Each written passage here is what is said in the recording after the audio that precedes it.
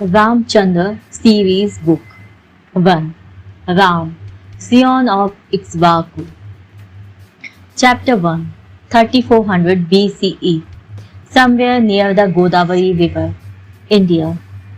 Ram crouched low as he bent his tall, lean and muscular frame. He rested his weight on his right knee as he held the bow steady.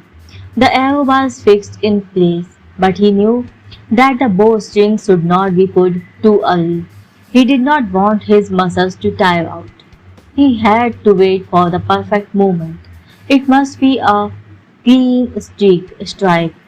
It's moving, Dada, whispered Lakshman to his elder brother. Ram did not reply. His eyes were fixed on the target. A light breeze played with a few strands of hair that had escaped the practical bun atop his head. His saggy, unkempt beard and his white dhoti gently fluttered in the breeze. Ram corrected his angle as he factored in the strength and direction of the wind. He quietly cast his white angvastram aside to reveal a battle-scarred, dark-skinned torso. The cloth should not interfere with the release of the arrow. The deer suddenly came to a standstill as it looked up. Perhaps instinct had kicked in with some warning signals. Ram could hear its low snore as it stamped its feet uneasily. Within a few seconds, it went back to chewing leaves as silence prevailed. The rest of the herd was a short distance away, hidden from view by the dense foliage of the forest. By the great Lord Parsuram, it ignored its instincts, said Lakshman softly. Thank the Lord. We need some real food. Quiet. Lakshman fell silent.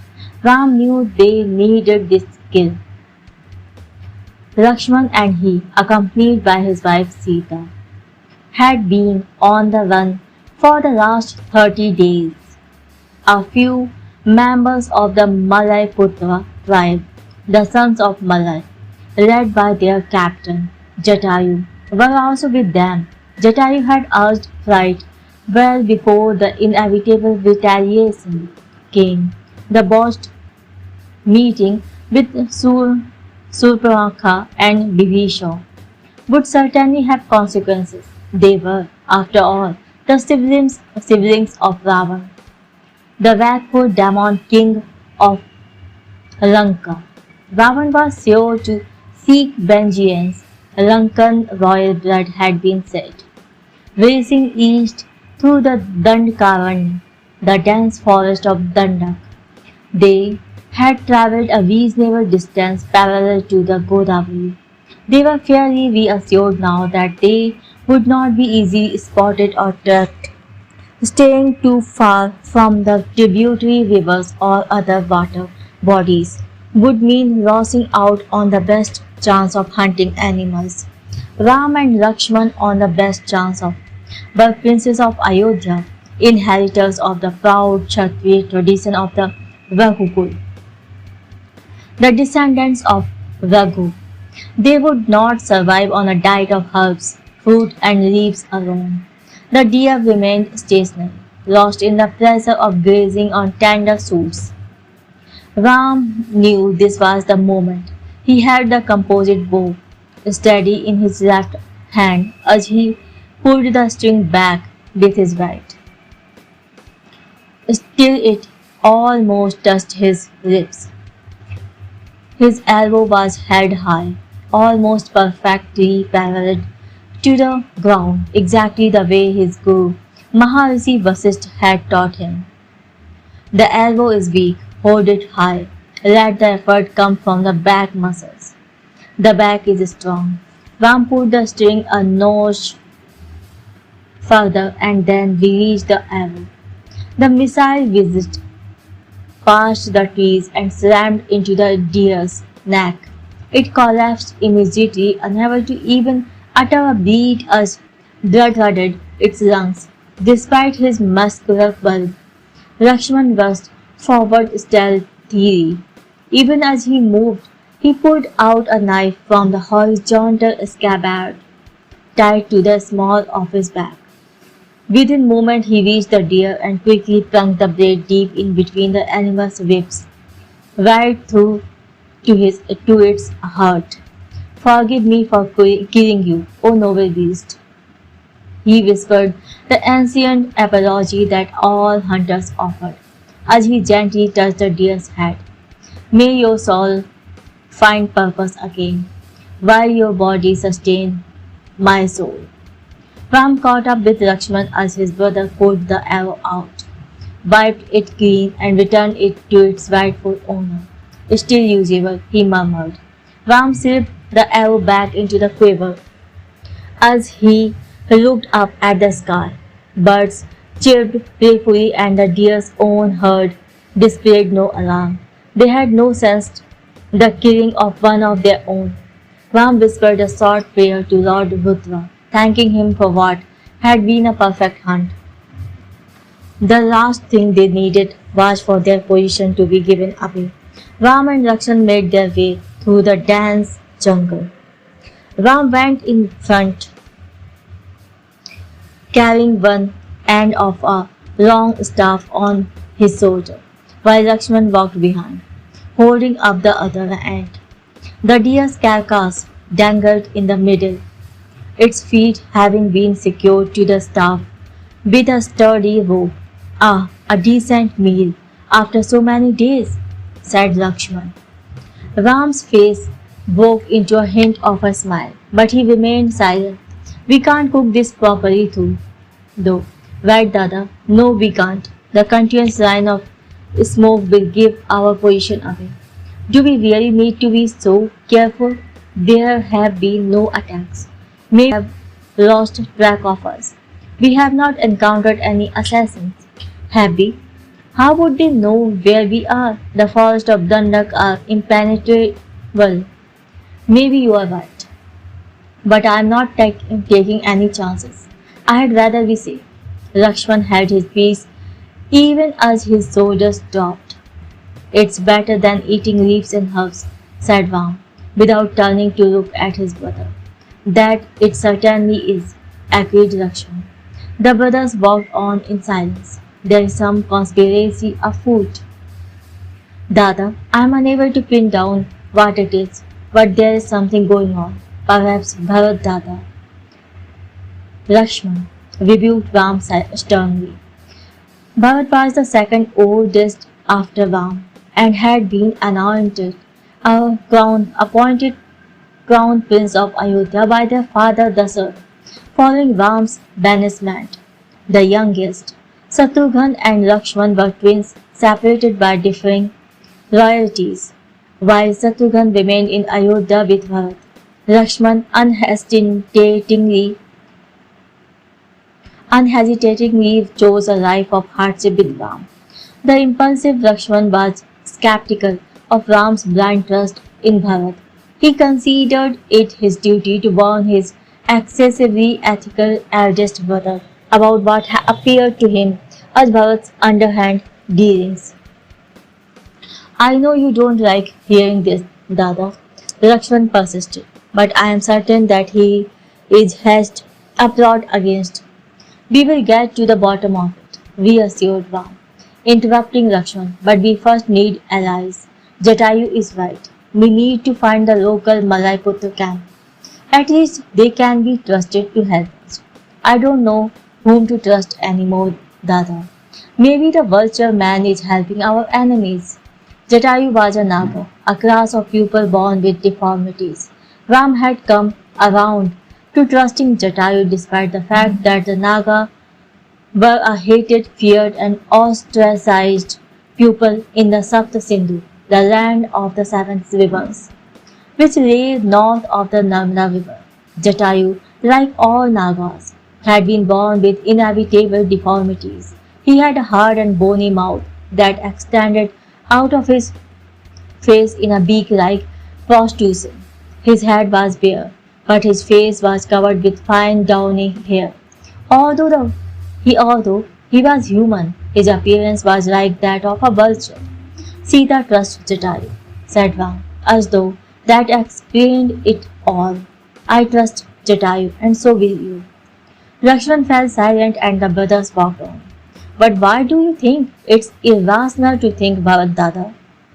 Good, shh, Ram said, holding his hand up to silence Lakshman. Listen. Lakshman strained his ears. A chill ran down his spine. Ram turned toward Lakshman with terror writ large on his face. They had both heard it. A forceful scream. It was Sita. The distance made faint her frantic struggle. But it was clearly Sita. She was calling out to her husband. Ram and Lakshman dropped the deer and dashed forward desperately. They were still some distance away from their temporary camp. Sita's voice could be heard above the din of the disturbed birds. Ram! They were close enough now to hear the sounds of battle as metal clashed with metal. Ram screamed as he ran frantically through the forest. Sita! Ram! Lakshman drew his sword, ready for battle. Ram! Leave her alone, shouted Ram, cutting through the dense forest racing ahead. Ram! Ram gripped his bow tight. They were just a few minutes up from their camp. Sita! Ram! Sita's voice stopped mid-syllable. Trying not to imagine the worst, Ram kept running, his heart pounding desperately, his mind clouded with worry. They heard the loud whump of rotor blades. It was a sound he clearly remembered from an earlier occasion. This was Ram1's legendary Pushpak Viman, his flying vehicle. No! Screamed Ram, wrenching his bow forward as he ran. Tears were streaming down his face. The brothers broke through to the clearing that was their temporary camp. It stood completely destroyed. There was blood everywhere. Sita! Ram looked up and shot an arrow at the Pushpak Viman. It was a sort of important rage, for the flying vehicle was already soaring high above. Sita! Lakshman frankly searched the camp. Bodies of dead soldiers were strewn all over, but there was no Sita. Prince Ram! Ram recognized that feeble voice. He rushed forward to find the bloodied and mutilated body of the Naga. Jatayu! The badly wounded Jatayu struggled to speak. He is what Ravans kidnapped her. Ram looked up, enraged at the speck moving rapidly away from them. He screamed in anger. Sita! Chapter 2. 33 years earlier, port of Kalchapa, Western Sea, India. Lord Parsuram be merciful, whispered Dasaratha, the 40-year-old king of Kosal, the overlord kingdom of the Sapta Sindhu. The emperor of the Sapta Sindhu had marched right across his sprawling empire from Ayodhya, its capital, to finally arrive at the western coast. Some rebellious traders sorely needed a lesson in royal justice. The combative Dasaratha had built on the powerful empire he had inherited from his father Aja. Rulers from various parts of India had either been deposed or made to pay tribute and accept his suzerainty, thus making Dasaratha the Chakravarti Samrat or the universal emperor. Yes, my lord, said Migas, the general of Dasaratha's army. This is not the only village that has been laid to waste. The enemy had destroyed all the villages in a 50-kilometer radius from where we stand. The wells have been poisoned with the carcasses of dead animals. Crops have been burnt down ruthlessly. The entire countryside has been ravaged. Scorched earthy policy, said Aswapati, the king of Kekai, a loyal ally and the father of the emperor's second and favorite wife Kakeyi.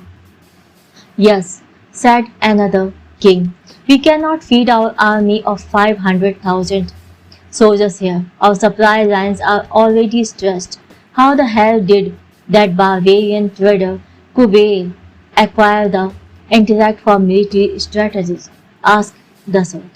Dasarath could scarcely conceive his Kshatriya disdain for the trading class, the Vaisyas, for the Sapta Sindhu royalty. Wealth was the conqueror's right, when acquired as the spoils of war, but inappropriate when earned through mere profiteering. The Vaisyas' lack of class invited scorn. They were subjected to heavy regulation and a draconian system of licenses and controls. The children of the Sapta Sindhu aristocracy were encouraged to become warriors or intellectuals, not traders. Resultantly, the trading class in their kingdom was depleted over the years. With not enough money pouring in from wars, the royal coffers quickly emptied. Ever sensing an opportunity to profit, Kubeer, king of the island of Lanka, offered his services and expertise to carry out trading activities for all the Sapta Sindhu kingdoms. The then king of Ayodhya, Aja, granted the monopoly to Kubeer in return for a huge annual compensation, which was then distributed to each subordinate kingdom within the Sapta Sindhu empire. Ayodhya's power soared for it, became the source of funds for other kingdoms within the empire, and yet they continue to hold on to their old contempt towards trade. Recently, however, Kubeer had unilaterally reduced the commissions that Dasarath rightfully believed were Ayodhya's due. This impertinence of a mere trader certainly deserved punishment. Dasarath directed his vassal kings to merge their troops with his own and led them to Gachapa to remind Kubeer of his place in the power hierarchy. Apparently, my lord, said Mrigas, it is not Kubeer who is calling the shots. Then who is? Asked Dasarath. We do not know much about him. I have heard that he is no more than 30 years of age. He joined Kubeer some years ago as the head of his trading security force. Over time, he recruited more people and transformed the unit into a proper army. I believe he is the one who convinced Kubeer to rebel against us. I am not surprised, said Asapati. I can't imagine that obvious and indolent Kubeer having the nerve to challenge the power of the Sapta Sindhu. Who is this man? Asked Dasarath. Where is he from? We really don't know much about him, my lord, said Mrigas. Do you at least know his name? Yes, we do. His name is Ram1. Niranjana, the royal physician, rushed down the hallway of the palace of Ayodhya. She had received an urgent summons late in the evening from the personal staff of the Queen Kausalya, the first wife of King Dasarath. The gentle and restrained Kausalya, the daughter of King of South Kausal, had been married to Dasarath for more than 15 years now. Her inability to provide the emperor with an heir had been a source of constant dismay to her. Frustrated by the absence of a successor, Dasarath had finally married Kaikeyi, the tall, fair and statue princess of the powerful Western Indian kingdom of Kaikeyi, which was ruled by his close ally Asopati. That too was of no avail. He finally married Sumitra, the steely but unobtrusive princess of the holy city of Kasi, the city that housed the spirit of Lord Rudra and was famous for non-violence. Even so, the great emperor Dasarath remained without an heir.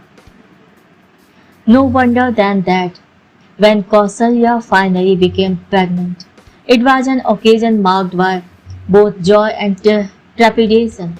The queen was understandably desperate to ensure that the child was delivered safely. Her entire staff, most of whom were loyal retainers from her father's household, understood the political implications of the birth of an heir. Abundant caution was the norm. This was not the first time that Niranjana had been summoned, many a times over frivolous reasons and false alarms. However, since the doctor too was from Queen Kausalya's parental home, her loyalty forbade any overt signs of irritability. This time, though, it appeared to be the real thing. The queen had gone into labor. Even as she went, Niranjan's lips fervently appealed to Lord Parsuram for a smooth delivery, and yes, a male child. I order you to restore our commission to the very fair 9/10 of your profit, and in return I assure you I will let you live, God Dasrath. In keeping with the rules of engagement, Dasrath had sent a messenger in advance to Kuber for a negotiated settlement as a last resort. The adversaries had decided to meet in person, no neutral ground. The chosen site was a beach midway between Dasrath's military camp and the Karachapa fort. Dasrath was accompanied by Aswapati, Murgas, and a bodyguard platoon of 20 soldiers. Kuber had arrived along with his army's general, Ram1, and 20 bodyguards. The Sapta Sindhu warriors could scarcely conceal their contempt as the obvious Kuber had waded laboriously into the tent. A round cherubic face with thinning hair was balanced on the humongous body of the 70-year-old fabulously wealthy trader from Lanka. His smooth complexion and fair skin belied his age. He wore a bright green dhoti and pink angavastam and was bedecked with extravagant jewelry, a life of excess which, when added to his guilt and effeminate manner, summed up in the mind of Dasrath what Kuber was, the classic effete best. Dasrath restrained his thoughts as they struggled to escape through words. Does this ridiculous peacock actually think he can take me on? Your Highness, said Kuber nervously. I think it might be a little difficult to keep the commissions fixed at that level. Our costs have gone up and the trading margins are not what they. Don't try your disgusting negotiating tactics with me, barked Dasrath as he banged his hand on the table for effect. I'm not a trader, I'm an emperor. Civilized people understand the difference. It had not escaped Dasrath's notice that Kuber seemed ill at ease. Perhaps the trader had not intended for events to reach this stage. The massive troop movement to Karchapa had evidently unnerved him. Dasrath presumed that a few harsh words would effectively dissuade Kuber from persisting with his foolhardy quest, after which, to be fair, he had decided that he would let Kuber keep an extra 2%. Dasrath understood that. Sometimes a little magnanimity quelled discontent. Dasrath leaned forward as he lowered his voice to a menacing whisper. I can be merciful, I can forgive mistakes, but you really need to stop this nonsense and do as I say. With a nervous gulp, Kuber glanced at the impassive Ram1, who sat to his right.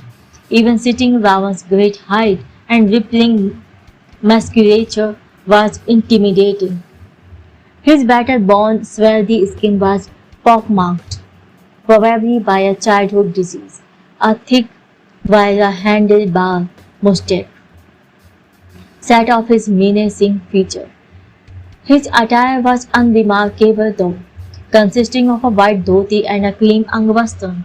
His headgear was singular, with two threatening 6-inch long horns reaching out from the top on either side.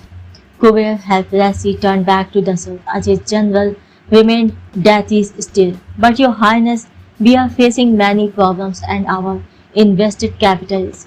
You are trying my patience now, Kuber growled Dasrath as he ignored Ram1 and focused his attention on the chief trader. You are irritating the emperor of the Sapta Sindhu. But my lord, look, if you do not continue to pay our rightful commissions, believe me, you will all be dead by this time tomorrow.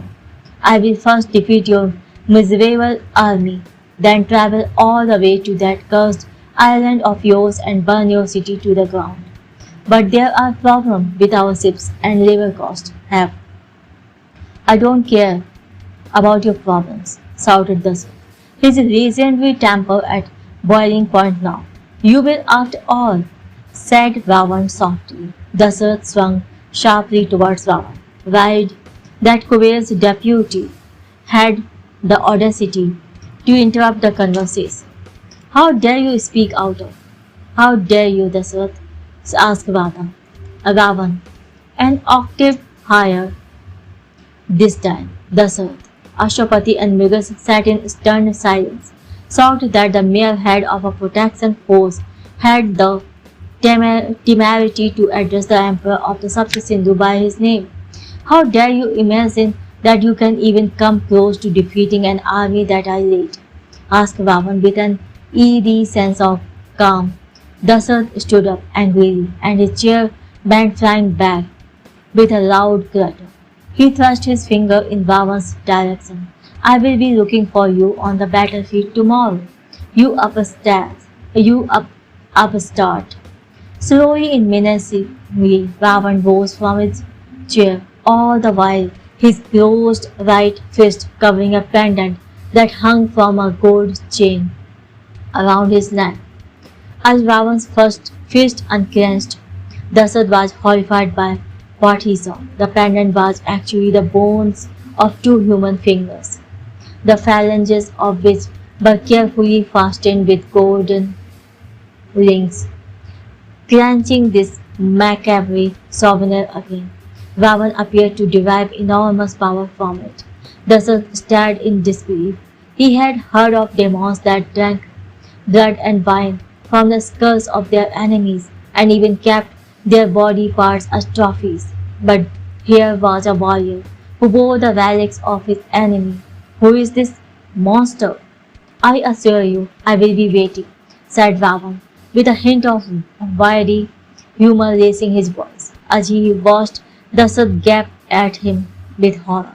I look forward to drinking your blood. Ravan turned around and strode out of the tent. Kuber hurriedly bobbled out behind him, followed by the Lankan bodyguard.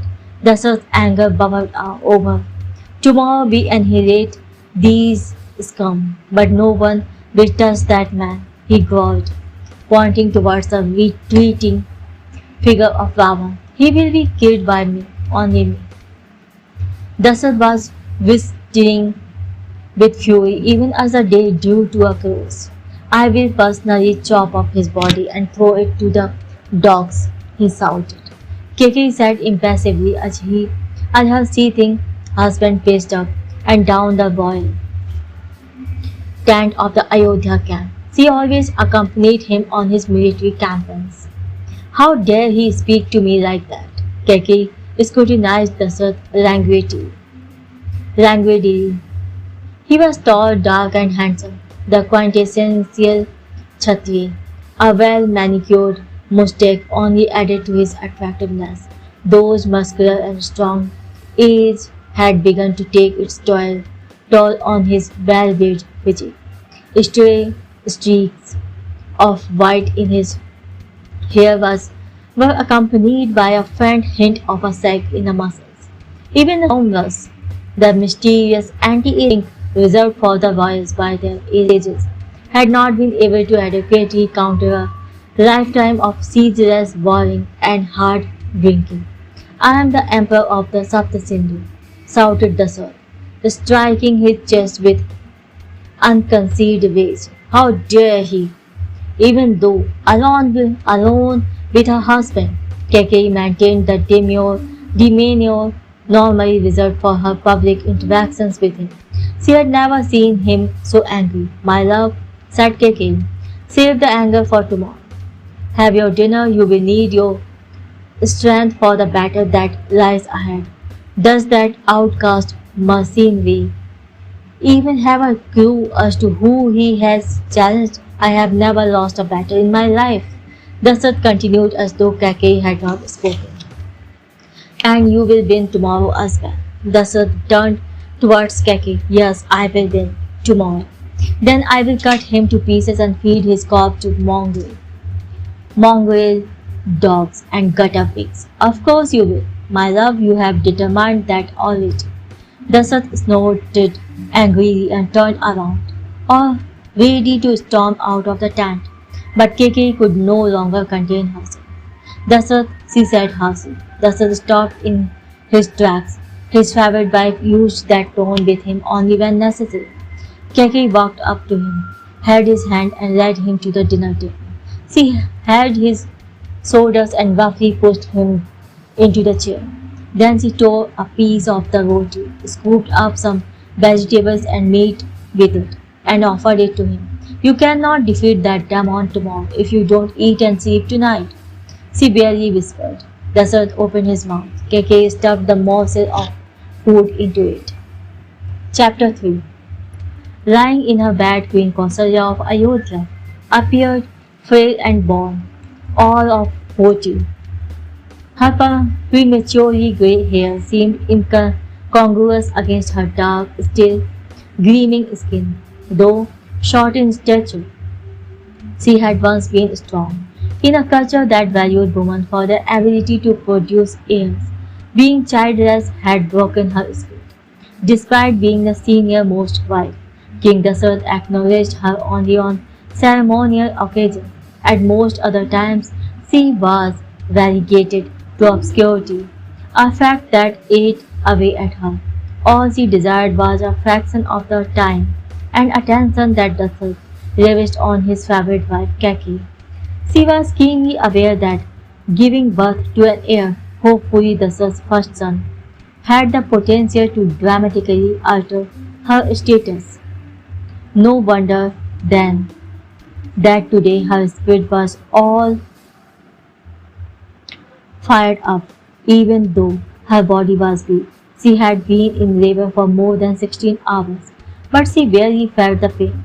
She soldiered on determinedly, refusing the doctor her permission to perform a surgical procedure to extract her baby from her womb.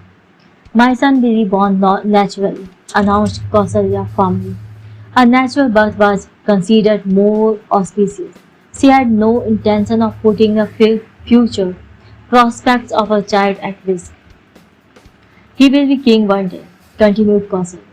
He will be born with good fortune. Niranjana sighed. She was not even sure if the child would be a boy, but she would not risk the merest flagging of her mistress' spirit. She administered some herbal pain relievers to the queen and bided her time. Ideally, the doctor wanted the birth to take place before midday. The royal astrologers had warned her that if the child was born later, he would suffer great hardships throughout his life. On the other hand, if the child was born before the sun reached its zenith, he would be remembered as one of the greatest among men and would be celebrated for millennia. Niranjana cast a quick glance at the Prahar lamp, which measured time in 6-hour intervals. The sun had already risen, and it was the 3rd hour of the second Prahar.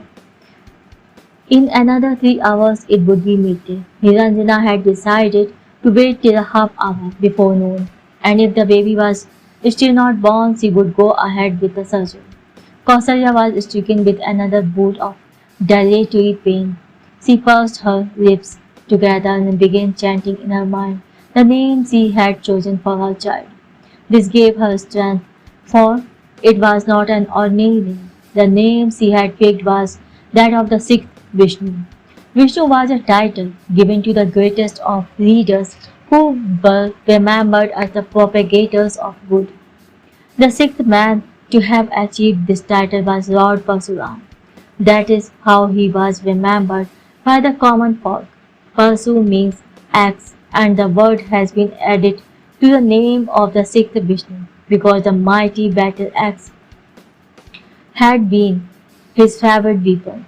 His birth name was Ram. That was the name that reverberated with Kausalya's mind. Ram, Ram, Ram, Ram. The 4th hour of the second Prahar saw Dasarath battle ready. He had hardly slept the previous night. His self-righteous rage having refused to dissipate, he had never lost a battle in his life. But this time it was not mere victory that he sought. Redemption now lay in his vanquishing that mercenary trader and squeezing the life out of him. The Ayodhyan emperor had arranged his army in a Suchi Vyuha, the needed formation. This was before Kuber's hordes had planted dense thorny bushes all around the Karchapa fort. It was almost impossible to charge from the landward side of the port city. The South army could have cleared the bushes and created a path to charge the fort, but that would have taken weeks. Kuber's army had scorched the earth around Karchapa, and the absence of local food and water ensured that the South army did not possess the luxury of time. They had to attack before they ran out of rations. More importantly, Dasat was too angry to be patient. Therefore, he had decided to launch his attack from the only strip of open land that had access to the fort of Kalchapa, its beach. The beach was broad by usual standards, but not enough for a large army, hence Dasat's tactical decision to form a Suchi view. The best troops, along with the emperor, would man the front of the formation, while the rest of the army would fall in a long column behind. They intended a rolling charge, where the first lines would strike the Lankan banks, and after 20 minutes of battle slip back, allowing the next line of warriors to charge in. It would be an unrelenting surge of brave Saptasindhu soldiers, aiming to scatter and decimate the enemy troops of Kuber. Asopati nudged his horse a few steps ahead and halted next to the South. Your Highness, he said, are you sure about this tactic? Don't tell me you're having second thought. King Ashopati remarked Dasrat, surprised by the words of caution from his normally aggressive father-in-law. He had been a worthy ally in most of the Dasrat conquering expeditions throughout the realm of India. I was just thinking we will not be using our numerical superiority in full strength. The bulk of our soldiers will be behind the ones charging up front. They will not be fighting at the same time. Is that wise? It is the only way, believe me, asserted Dasrat confidently. Even if our first charge is unsuccessful, the soldiers at the back will keep coming in waves. We can sustain our onslaught on Kuber's eunuch forces till they all die to the last man. I do not see it coming to that enough. I will annihilate them with our first charge. Asupati looked to his left, where Kuber's ships lay at anchor, more than 2 kilometers into the sea. There was something strange about their structure. The front section, the bow, was unusually broad. That what role will those ships play in the battle? Nothing, dismissed Dasrat, smiling fondly at his father-in-law. While Dasrat had experience of a few naval battles, Asupati had not. Those fools have not even lowered their rowboats from the vessels. Even if they have a reserve force on those ships, they cannot be brought into battle quickly enough. It will take them at least a few hours to lower their rowboats, load their soldiers, and then ferry them to the beach to join the battle. By then we would be wiped out, the soldiers who were inside the fort. Outside the fort, corrected Asapati, pointing towards Kachapa. Ram1 had strangely abandoned the immense advantage of being safe within the walls of the well-designed fort. Instead of lining them up around the ramparts, he had chosen to arrange his army of probably 50,000 soldiers in a standard formation outside the city on the beach. It is the strangest tactic I have ever seen, said Asapati wearily. Why is he giving up his strategic advantage, with the fort walls being right behind his army? He does not even have room to retreat. Why has Ram1 done this? Dasrat is sniggered because he is a reactionary Egypt. He wants to prove a point to me. where I will make the final point when I dig my sword into his heart. Asapati turned his head towards the fort walls arranged as he surveyed Ravan's soldiers. Even from this distance, he could see Ravan, wearing his hideous horn helmet, leading his troops from the front. Ashtrapati cast a look at his own army. The soldiers were roaring loudly, hurling obscenities at their enemy, as warriors are wont to do before the commencement of war. He turned his gaze to Ravan's army once again. In sharp contrast, they emanated no sound. There was no movement either. They stood quietly in rigid formation, a brilliant tribute to soldierly discipline. A shiver ran down Asupati's spine. He could not get it out of his mind that those soldiers were bet that Dasaratha had chosen to take. If you are a fish charging at bait, then it usually does not end well. Ashwapati turned towards Dasaratha to voice his fears, but the emperor of the Sapta Sindhu had already ridden away. Dasaratha was on horseback at the head of his troops. He ran his eyes over his men confidently. They were a rowdy, raucous bunch with swords drawn, eager for battle. The horses too seemed to have succumbed to the excitement of the moment, for the soldiers were pulling hard at their reins, holding them in check. Dasaratha and his army could almost smell the blood that would soon be shed. The magnificent killings. They believed, as usual, that the goddess of victory was poised to bless them. Let the war drums roll. Dasaratha squinted his eyes as he observed the Lankans and their Commander Ravan up ahead in the distance. Molten rage was coursing through him. He drew his sword and held it aloft, and then bellowed the unmistakable cry of his king, Kausal, and its capital city, Ayodhya. Ayodhya, Vijayatara, the conquerors from the unquenchable city. Not all in his army were citizens of Ayodhya, and yet they were proud to fight under the great Kausal banner. They echoed the war cry, Ayodhya Vijayatara. Dasaratha roared as he brought his sword down and speared his horse. Kill them all, no mercy. No mercy, shouted the riders of the first charge, kicking their horses and taking off behind their fearless lord. But then it all began to unravel. Dasaratha and his finest warriors comprised the sturdy tip of the Sapta Sindhu native formation. As they charged down the beach towards the Lankans, Ravan's troops remained stationary. When the enemy cavalry was just a few hundred meters away, Ravan unexpectedly turned his horse around and retreated from the front ranks, even as his soldiers held firm. This further infuriated Dasaratha. He screamed loudly as he kicked his horse to gather speed, intending to mow down the Lankan front line and quickly reach Ravan. This was exactly what Ravan had envisaged. The Lankan front line roared stridently as the soldiers suddenly dropped their swords, bent, and picked up unnaturally long spears, almost 20 feet in length, that had been hitherto lying at their feet, made of wood and metal. The spears were so heavy that it took 2 soldiers to pick each one up.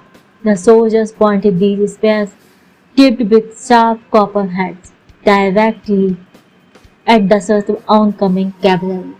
The pointed heads tore into the unprepared horses and their mounted soldiers. Even as the charge of Dasaratha's cavalry was halted in its tracks and the mounted soldiers thrown forward as their horses suddenly collapsed under them, Lankan archers emerged high on the wall of Karchapa fort. They shot a continuous stream of narrow arrows in a long arc from the fort rampart, right into the dense formation of Dasaratha's troops at the back. whipping through the Saptasindhu lines. Many of the Dasarath's warriors, who had been thrown off their impaled horses, broke into a fierce hand-to-hand battle with their enemies. Their leaders, Dasarath, led the way as he swung his sword ferociously, killing all who dared to come. But the Ayodhyan king was alive to the devastation being brought upon his fellow soldiers, who rapidly fell under the barrage of Lankan arrows and superbly trained swordsmen.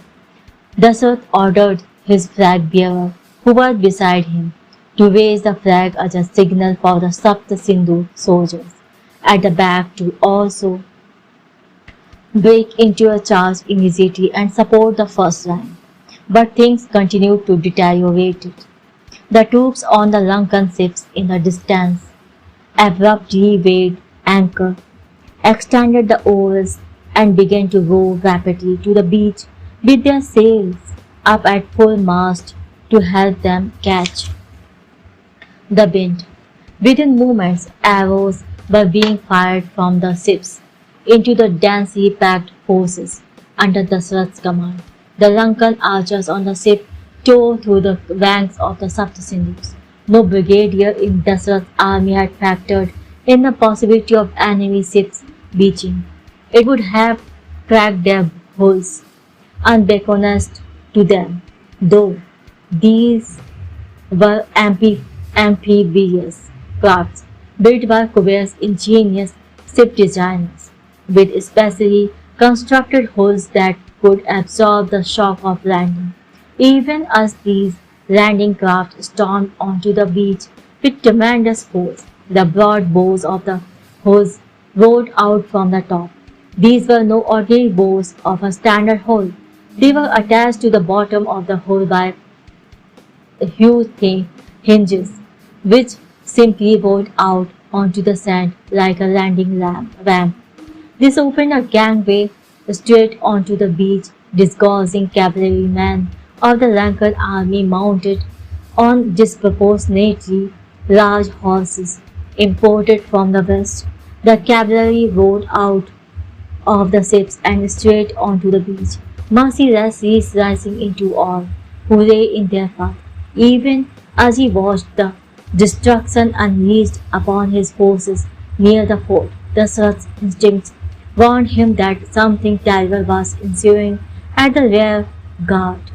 As the emperor stressed to gaze beyond the sea of the frenzied, battling humanity, he detected a quick movement to his left and raised his shield in time to block a vicious blow from a Lankan soldier.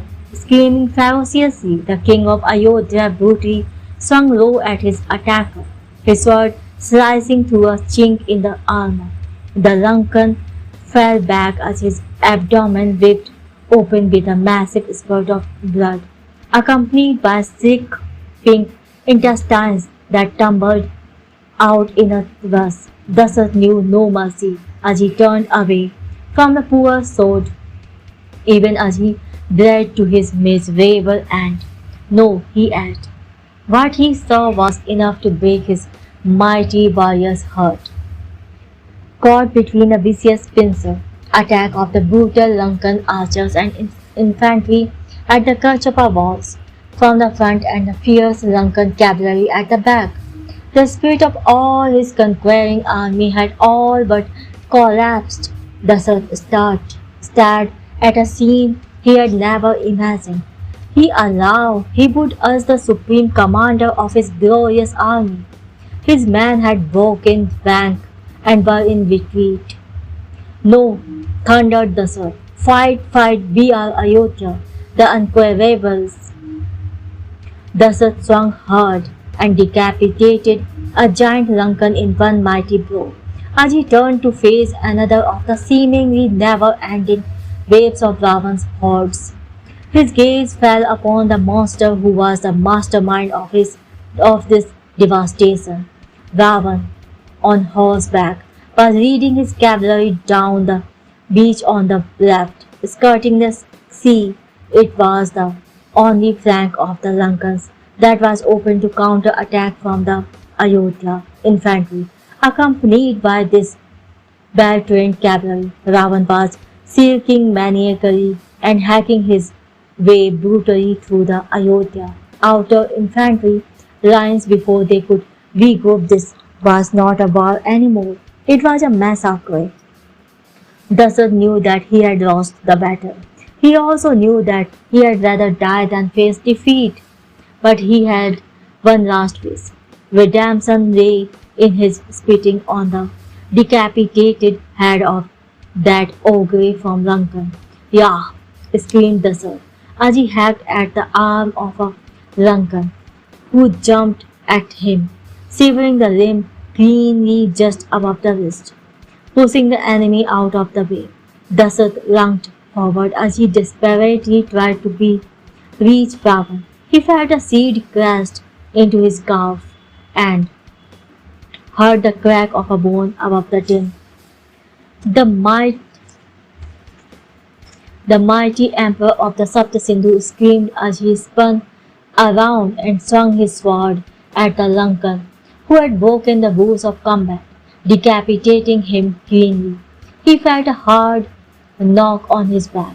He turned right back with a parry, but his broken leg gave way. As he fell forward, he felt a sharp thrust into his chest.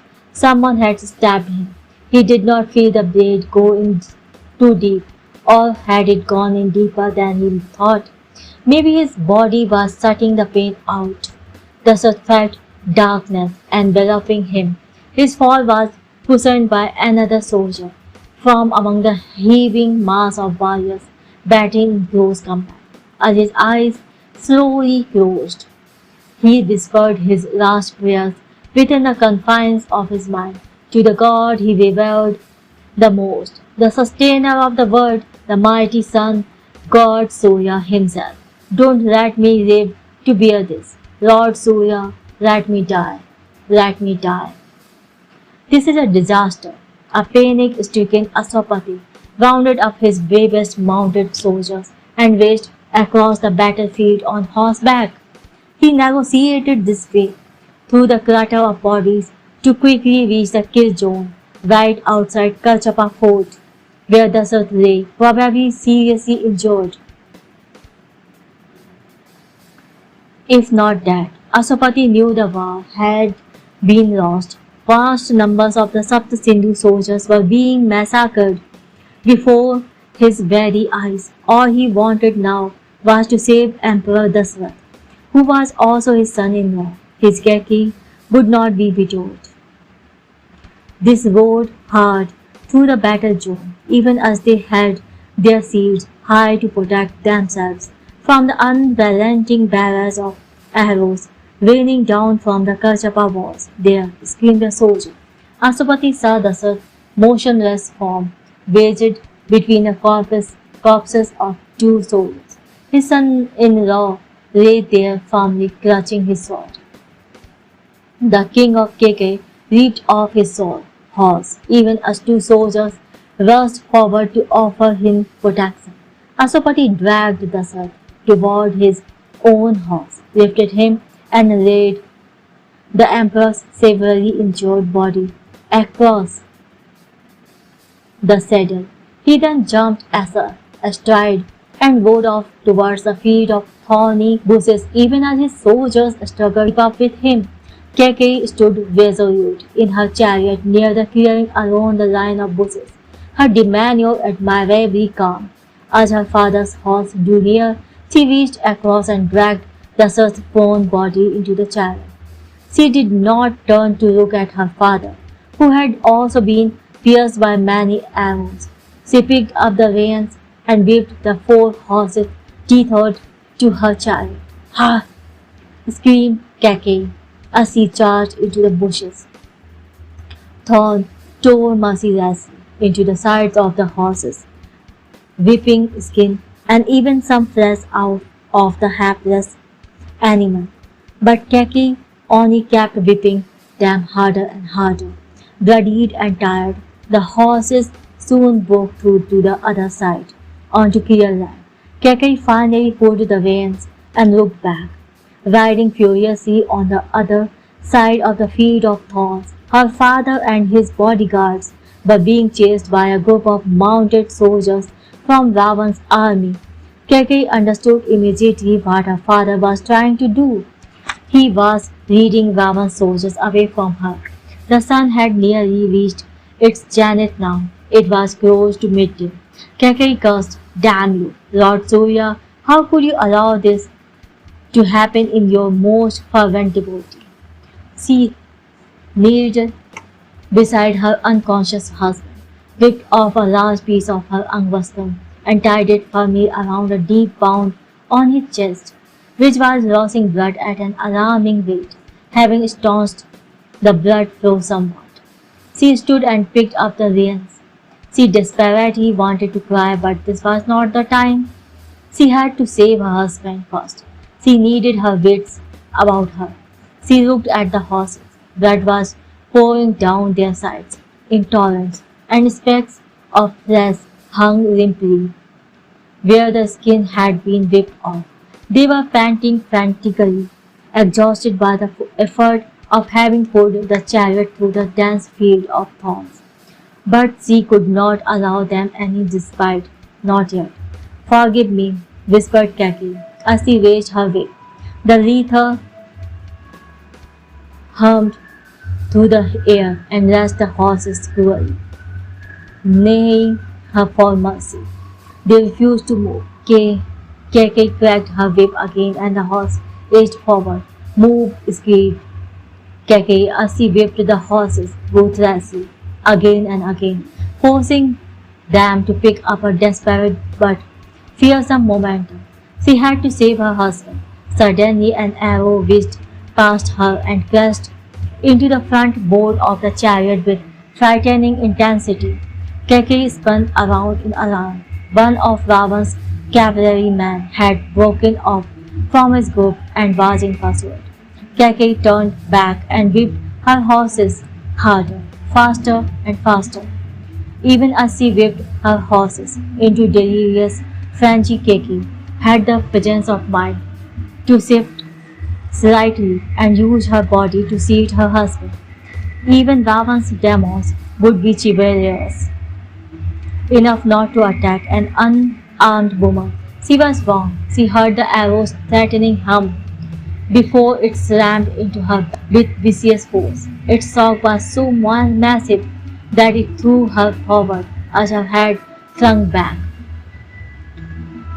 Her eyes beheld the sky as Keke screamed in agony, but she recovered immediately, the adrenaline pumping furiously through her body, compelling her to focus. "Faster!" she screamed as she whipped the horses ferociously. Another arrow whizzed by her ears, missing the back of her head by a tiny whisker.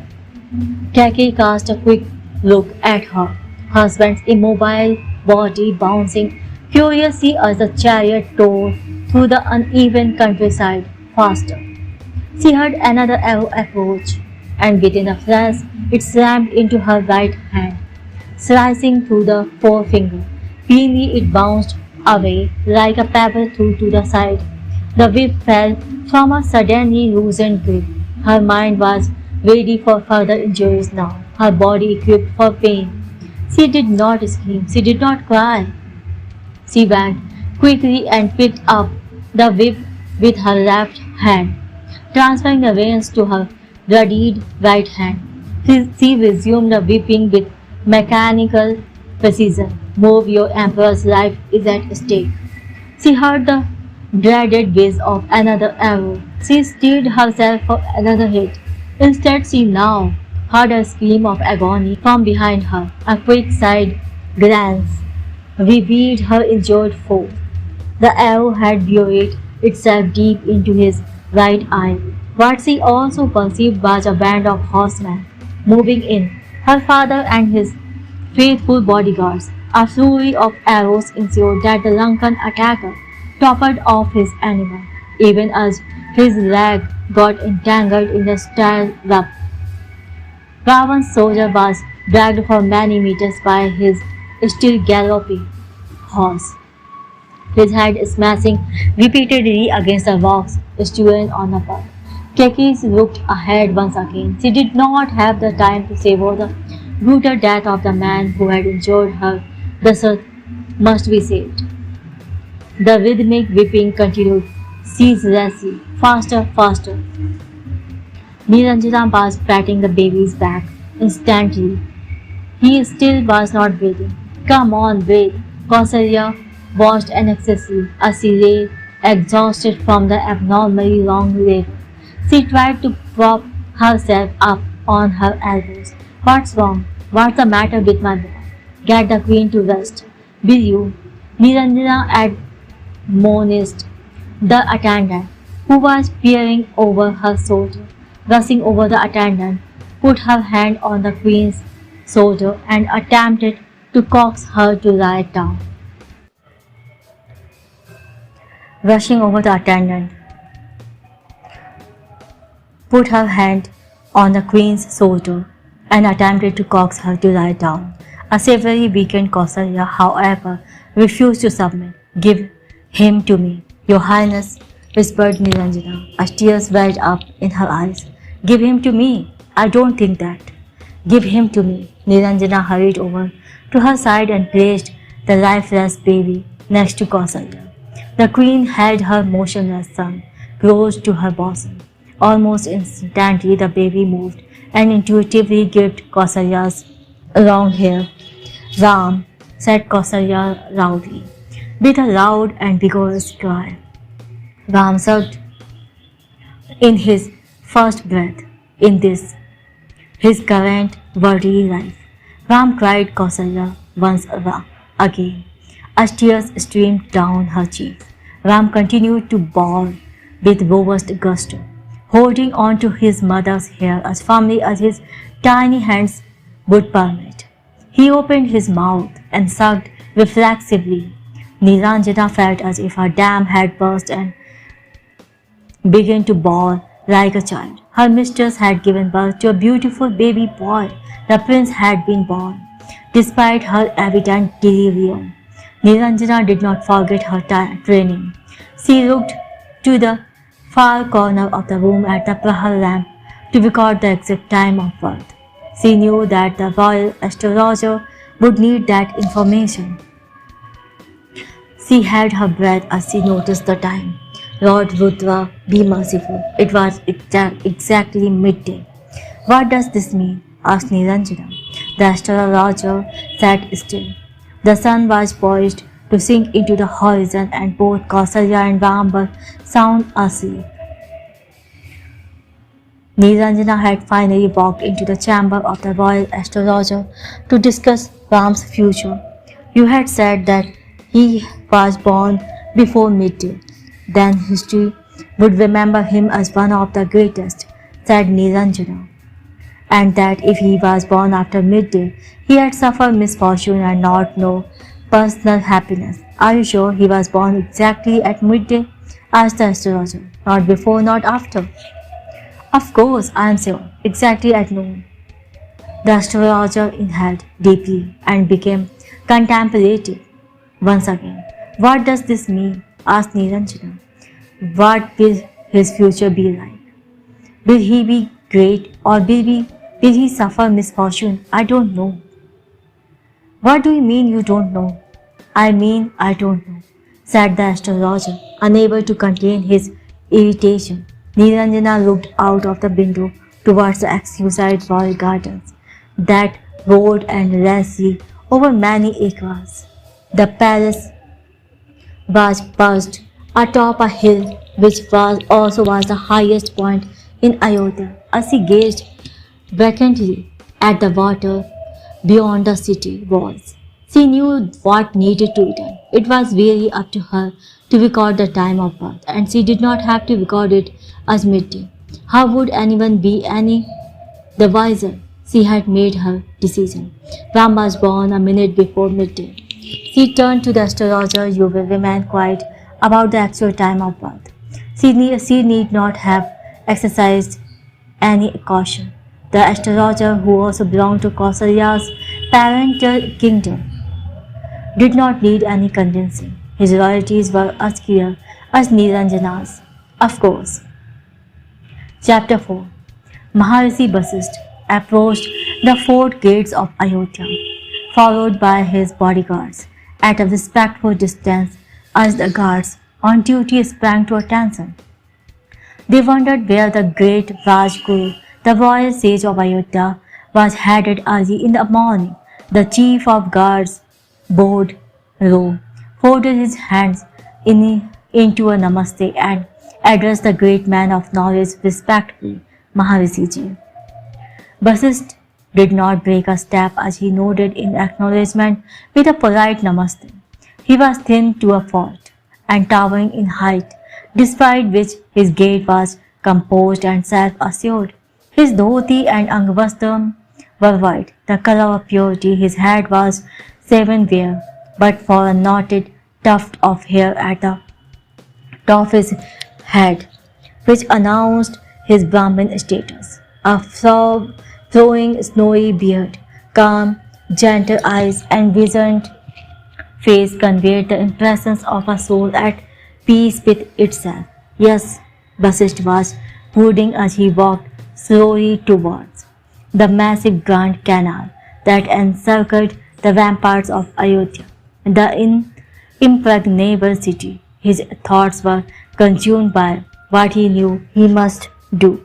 6 years ago, Ram1's barbaric hordes had decimated the Sapt Sindhu army, though its prestige had depleted. Ayodhya's suzerainty had not thus far been challenged by other kingdoms of North India, for every subordinate kingdom of the empire had weighed heavily on that fateful day, bounded themselves. None had the strength to confront even a weakened Ayodhya. Dasarath remained the emperor of the Sapt Sindhu, albeit a poorer and less powerful one.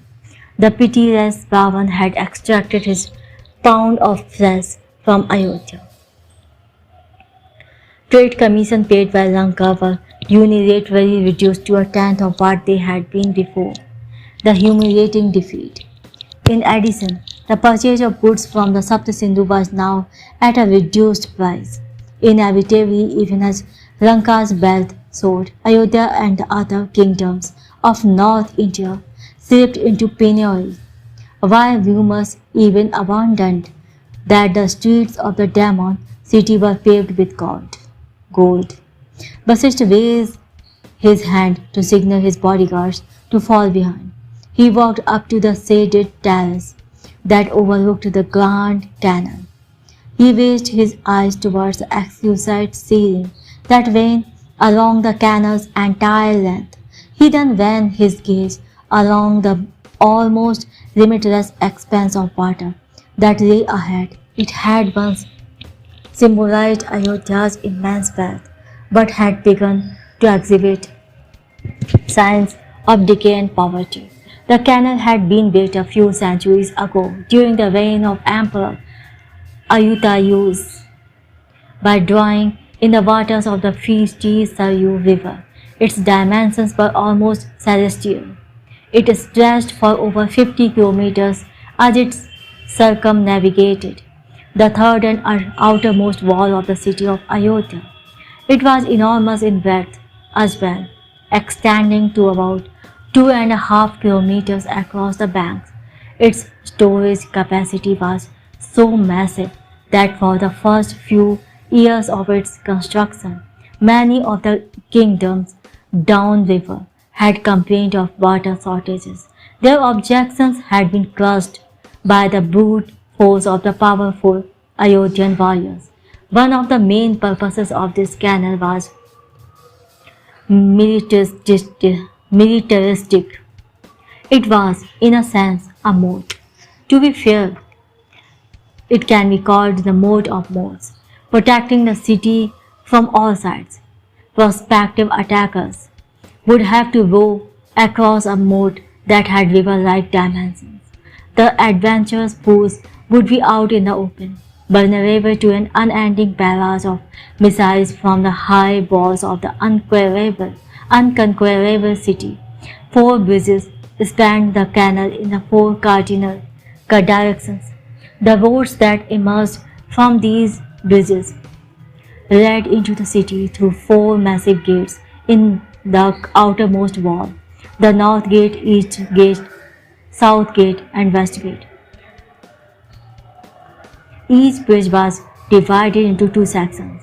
Each section had its own tower and drawbridge, thus offering two levels of defense at the canal itself. Even so, to consider this grand canal a mere defensive structure was to do so it a disservice. The Ayodhyans also looked upon the canal as a religious symbol. To them, the massive canal with its dark, impenetrable, and eerily calm waters was reminiscent of the sea, similar to the mythic, primeval ocean of nothingness that was the source of creation. It was believed that at the center of this primeval ocean, billions of years ago, the universe was born, when the one Ekam split into many in a great big bang, thus activating the cycle of creation. The impenetrable city, Ayodhya, viewed itself as a representative on earth of that most supreme of gods, the one God, the formless Ekam, popularly known in modern times as the Brahman or Paramatma. It was believed that the Paramatma inhabited every single being, animate and inanimate. Some man and woman were able to awaken the Paramatma within and thus become gods. These gods among men had been immortalized in great temples across Ayodhya. Small islands had been constructed within the Grand Canal as well, on which temples had been built in honor of these gods. Vasisth, however, knew that despite all the symbolism and romance, the canal had in fact been built for more prosaic purposes. It worked as an effective flood control mechanism, as water from the tempestuous Saryu could be led in through control gates. Floods were a recurrent problem in North India. Furthermore, its placid surface made drawing water relatively easy as compared to taking it directly from the Saryu. Smaller canals radiated out of the Grand Canal into the hinterland of Ayodhya, increasing the productivity of farming dramatically. The increase in agricultural aid allowed many farmers to free themselves from the toil of tilling the land. Only a few were enough to feed the massive populations of the entire kingdom of Kosal. This surplus labor transformed into a large army, trained by talented generals into brilliant fighting units. The army conquered more and more of the surrounding lands till the great Lord Raghu, the grandfather of present Emperor Dasarath, finally subjugated the entire Saptasindhu, thus becoming the Chakravarti Samrat. Wealth pouring into Kosal sparked a construction spree. Massive temples, palaces, public baths, theatres, and market places were built, sheer poetry in stone. These buildings were a testament to the power and glory of Ayodhya. One among them was a grand terrace that overhung the inner banks of the Grand Canal. It was a continuous colonnade structure built of red sandstone mined from beyond the river Ganga. The terrace was entirely covered by a majestic vaulted ceiling, providing shade to the constant stream of visitors. Every square inch of the ceiling had been painted in vivid colors, chronicling the stories of ancient gods such as Indra and the ancestors of kings who ruled Ayodhya all the way up to the first, the noble Ikshvaku. The ceiling was divided into separate sections, and at the center of each was a massive sun, with its rays streaming boldly out in all directions.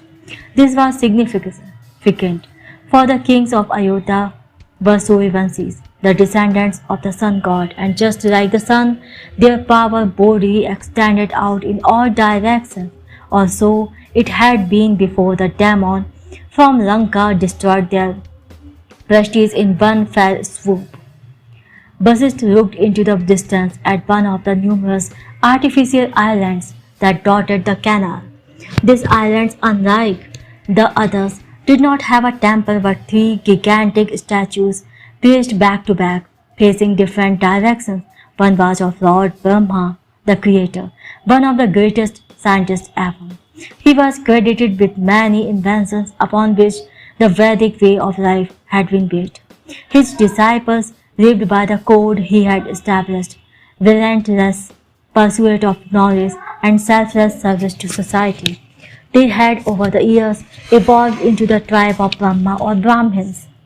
To its right was the statue of Lord Parsuram, worshipped as the sixth Vishnu. Periodically, when a way of life became inefficient, corrupt, or fanatical, a new leader emerged, who guided his people to an improved social order. Vishnu was an ancient title accorded to the greatest of leaders, idealized as the propagators of good. The Vishnu were worshipped like gods. Lord Parsuram, the previous Vishnu, had many centuries ago, guided India out of its age of Kshatriya, which had degenerated into vicious violence. He had ushered in the age of Brahmin, an age of knowledge, next to Lord Parsuram, and to the left of Lord Brahma. Completing the circle of Trinity was the statue of Lord Rudra, the previous Mahadev. This was an ancient title accorded to those who were the destroyers of evil. The Mahadevas was not the task to guide humanity to a new way of life. This was reserved for the Vishnu. His task was restricted to finding and destroying evil. Once evil had been destroyed, good would burst through with renewed vigor. Unlike the Vishnu, the Mahadeva could not be a native of India, for that would predispose him towards one or the other side within this great land. He had to be an outsider to enable him to clearly see evil for what it was. When it arose, Lord Rudra belonged to a land beyond the western borders of India, Pariha. Vasishtha bent down on his knees and touched the ground with his forehead, in reverence to the glorious Trinity, who were the bedrock of the present Vedic way of life. He raised his head and folded his hands in a namaste. Guide me, O Holy Trinity, whispered Vasishtha, for I intend to prevail. A sudden gust of wind echoed around his ears as he gazed at the triumvirate. The marvel was not what it used to be. The Ayodhya royalty was not able to maintain the outer surface anymore. The gold leafing on the crowns of Lord Brahma, Parsuram and Rudra had begun to peel off.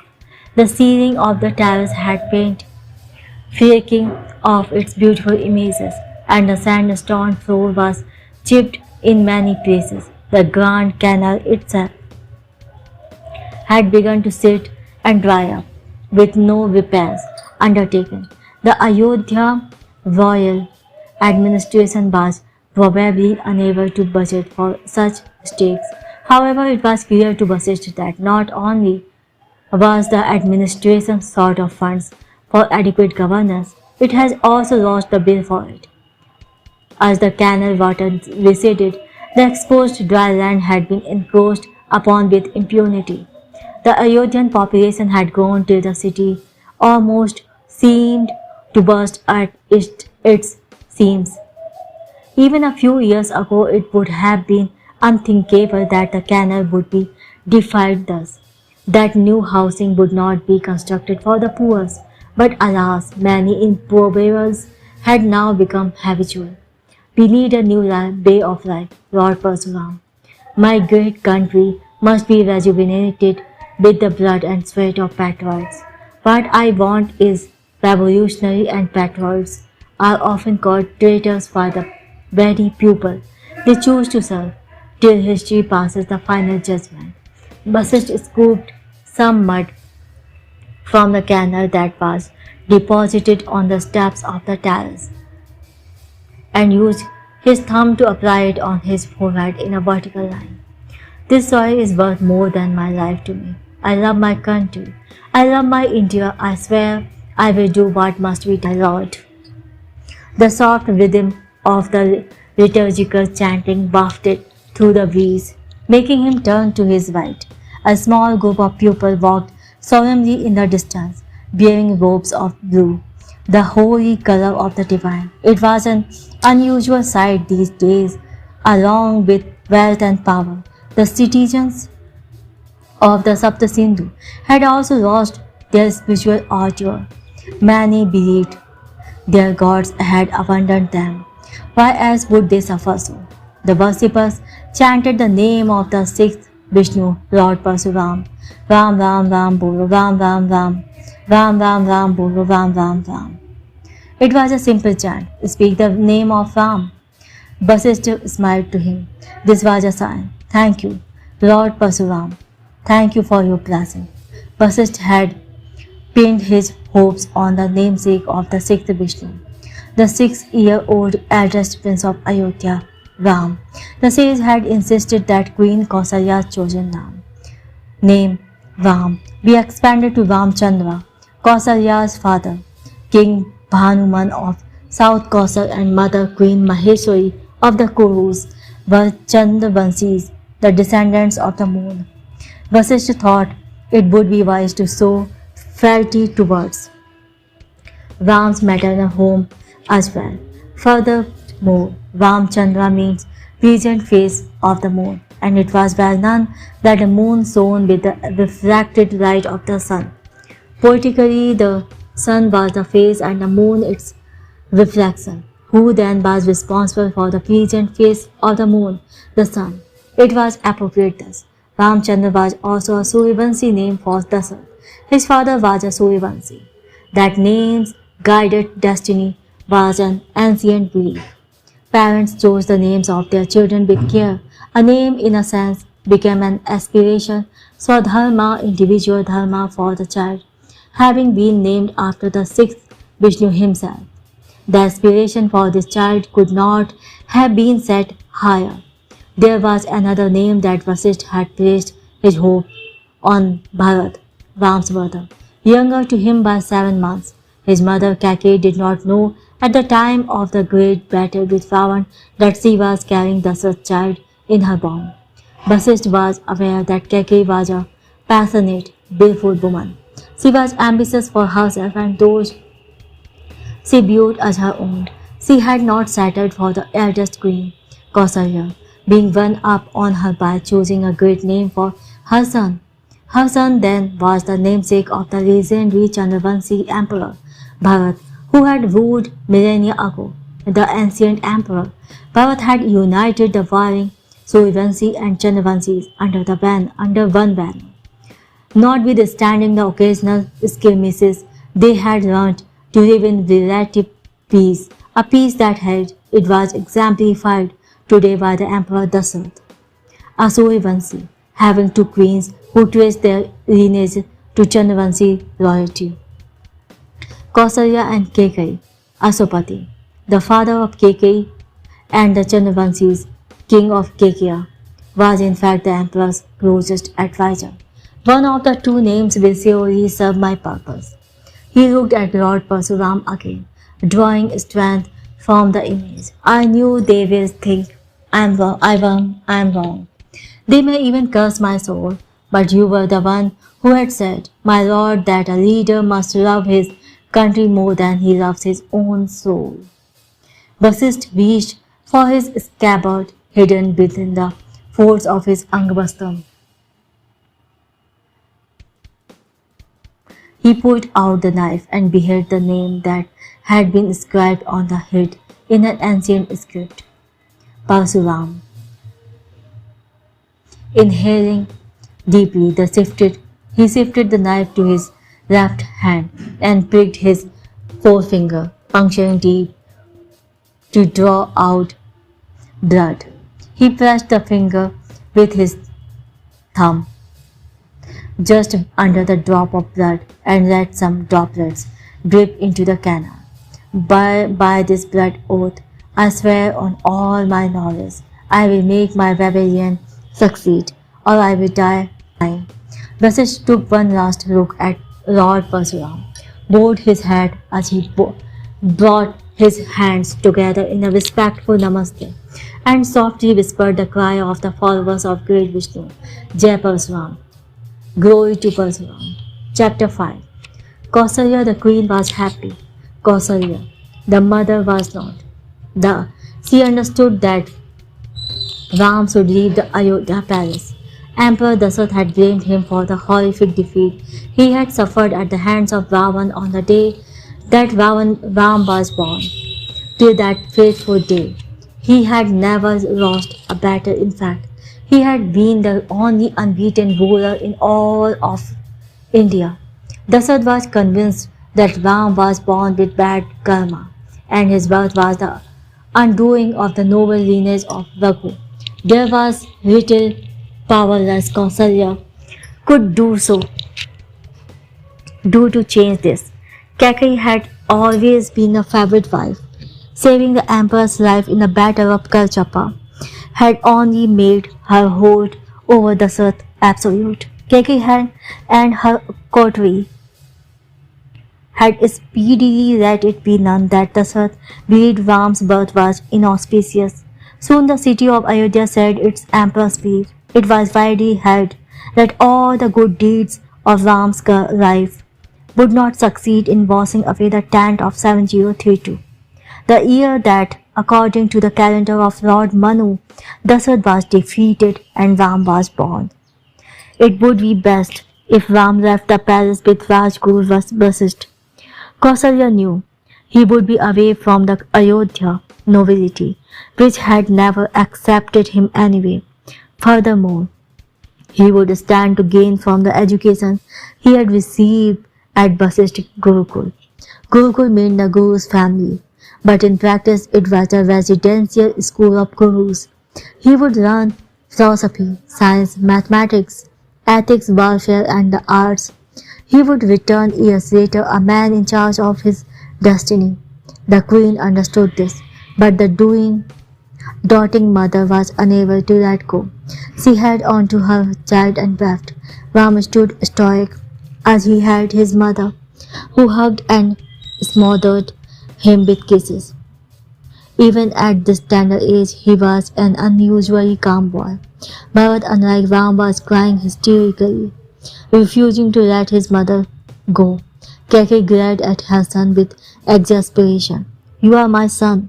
Don't be such a silly. Behave like the king you will be one day. Go, make your mother proud." Vasishtha watched the proceedings and smiled. Passionate children have strong emotions that insist on finding expression. They laugh loudly. They cry even more loudly. He observed the brothers as he wondered whether his goal would be met through stoic duty or passionate feeling. The twins, Lakshman and Shatrughan, the youngest of the 4 sons of Dasaratha, stood at the back with their mothers. Sumitra, the poor 3-year-old, seemed lost, not quite understanding what was going on. Vasishtha knew it was too soon for them, but he could not leave them behind. Ram and Bharat's training would take a long time, maybe even a decade, if not more. He could not risk the twins being in the palace during this period, for the political intrigue among the nobility would lead to the younger princes being co-opted into camps. This malicious nobility was already bleeding Ayodhya dry with its scheming and plotting to enrich itself. The emperor was weak and distracted. The princes would return home for 2 9 days holiday twice a year during the summer and winter solstice, the ancient Navratra festival, which commemorated the 6-monthly change in the direction of the sun god's north-south journey across the horizon, was celebrated with great vigor. Vasishtha believed those 18 days would sufficed to console the bereft mothers and sons. The autumn and spring Navratras, aligned with the two equinoxes, would be commemorated at the Gurukul. The Rajguru turned his attention to the south. The last 6 years had taken their toll on the emperor.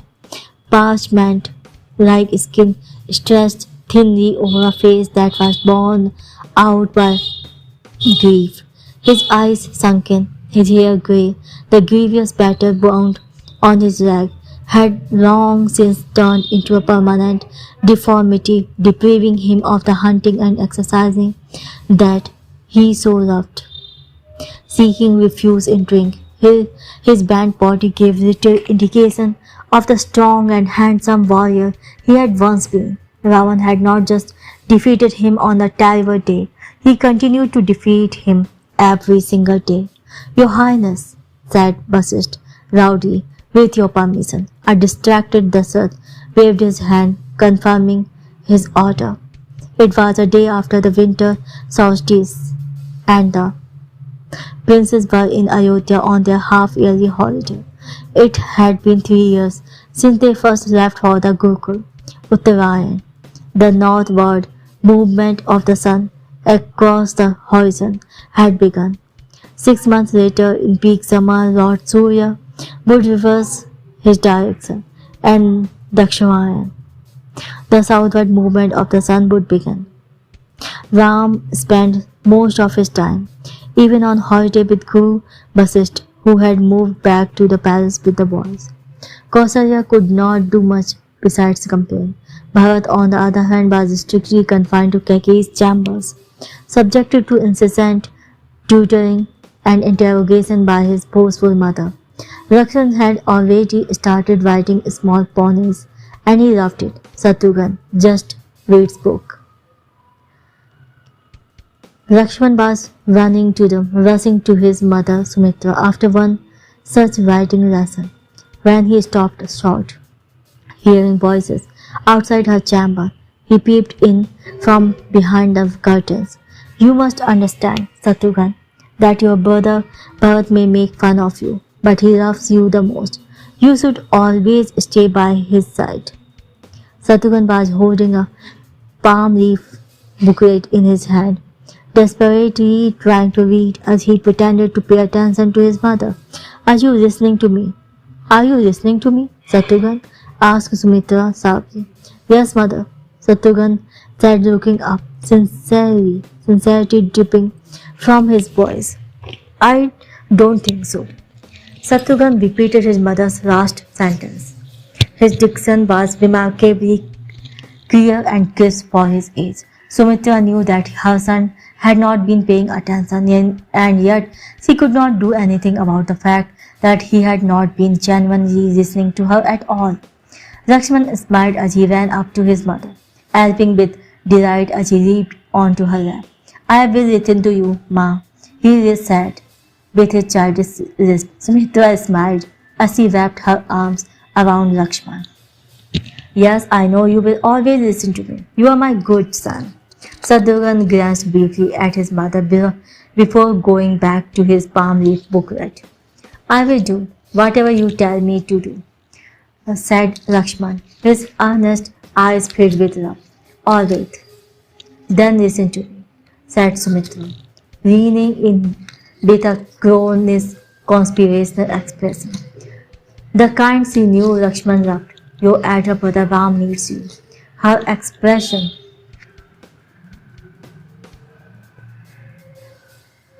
changed to compassionate wistfulness as she continued. He is a simple and innocent soul. He needs someone who can be his eyes and ears. No one really likes him. She focused on Lakshman once again and murmured, You have to protect him from harm. You will always say mean things about him behind his back.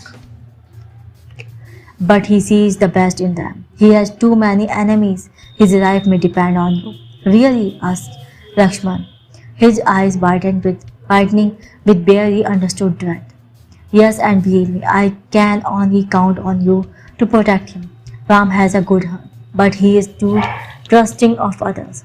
Don't worry, Ma, said Lakshman, stiffing his back and pushing his lips, his eyes gleaming like a soldier honored with the most important undertaking.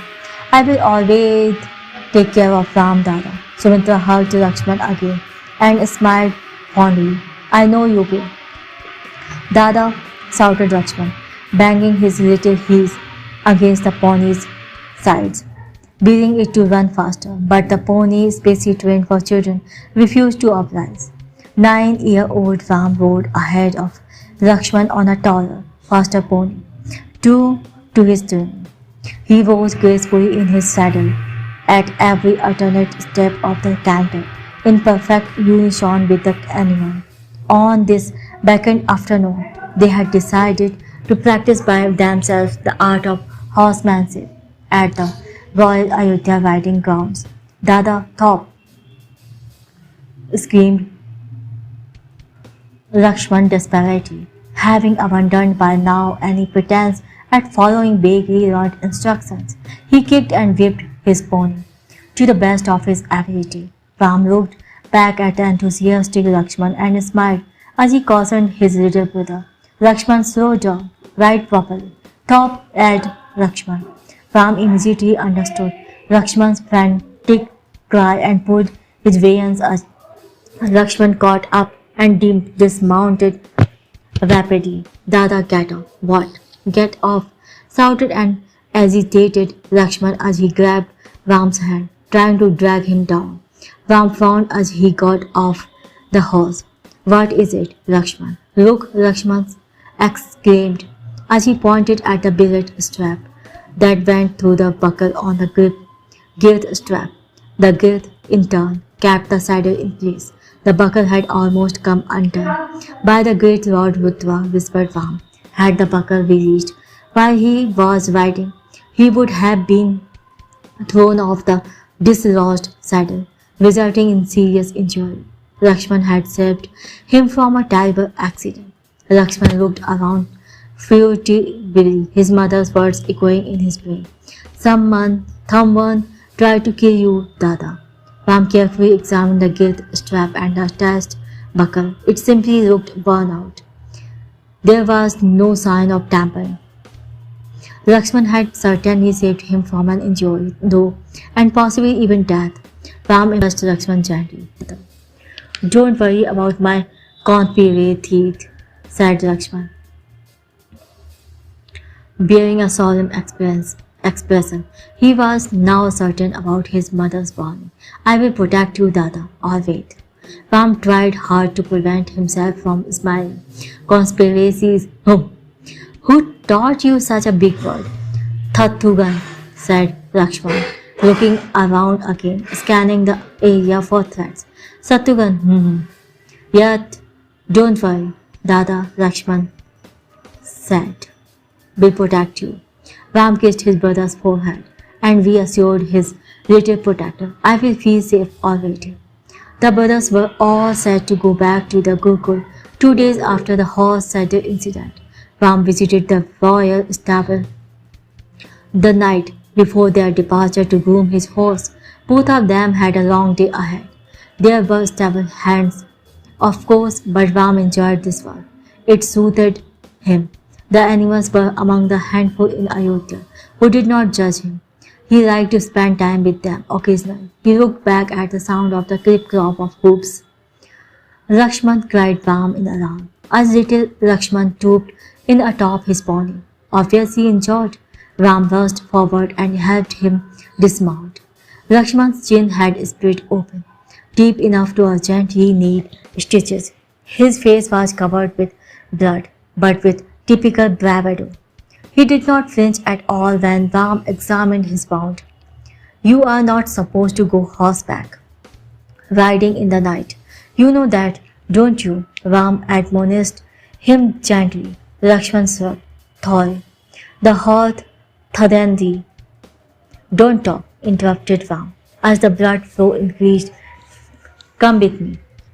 Ram hastily sped toward Niranjana's chambers along with his injured brother. En route they were accosted by Sumitra and her maids, who had been frantically searching for her missing son. What happened? Shouted Sumitra, as her eyes fell upon the profusely bleeding Lakshman. Lakshman stood stoic and tight-lipped. He knew he was in for trouble as his Dada never lied. There was no scope for creative storytelling. He would have to confess and then come up with strategies to escape the inevitable punishment. It's nothing serious, Chochima, said Ram to his younger stepmother, Sumitra. But we should get him to Niranjanaji immediately. What happened? Sumitra persisted. Ram instinctively felt compelled to protect Lakshman from his mother's wrath. After all, Lakshman had saved his life just the other day. He did what his conscience demanded at the time. Shift the blame on himself. Chodima, it was my fault. I had gone to the stable with Lakshman to groom my horse. It's a little high-spirited and certainly ran and kicked Lakshman. I should have ensured that Lakshman stood behind me. Sumitra immediately stepped aside. Quickly take him to Niranjana. She knows Ram Dada never lies. Lakshman thought, filled with guilt. Ram and Lakshman rushed off. Aja maid attempted to follow them. Sumitra raised her hand to stop her as she watched the boys moving down the corridor. Ram held his brother's hand firmly. She smiled with satisfaction. Lakshman brought Ram's hand to his heart and whispered together. Together, all wait, Dada, all wait. Don't talk, Lakshman. The blood will. The Ayodhyan prince had been in the Gurukul for 5 years now. Vasisht watched with pride as the 11-year-old Ram practiced with his full-grown opponent. Combat training has commanded for Ram and Bharat this year. Lakshman and Shatrughan would have to wait for 2 more years. For now, they had to remain content with lessons in philosophy, mathematics and science. Come on, Dada, shouted Lakshman. Move in and hit him. Vasisht observed Lakshman with an indulgent smile. He sometimes missed the cute lisp that Lakshman had now lost, but the 8-year-old had not lost his headstrong spirit. He also remained immensely loyal to Ram, whom he loved dearly. Perhaps Ram would eventually be able to channel Lakshman's wild streak. The soft-spoken and interact-oriented Shatrughan sat beside Lakshman, reading a palm-leaf manuscript of the East Vash Upanishad. He read a Sanskrit verse. O Lord Surya, nurturing son of Prajapati, solitary traveler, celestial controller, diffuse your rays, diminish your light.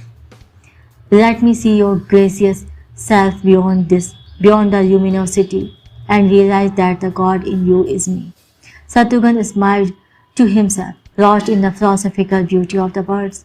Bharat, who sat behind him, bent over the tapped Shatrughan on his head, then pointed at Ram. Shatrughan looked at Bharat, protest red brows in his eyes.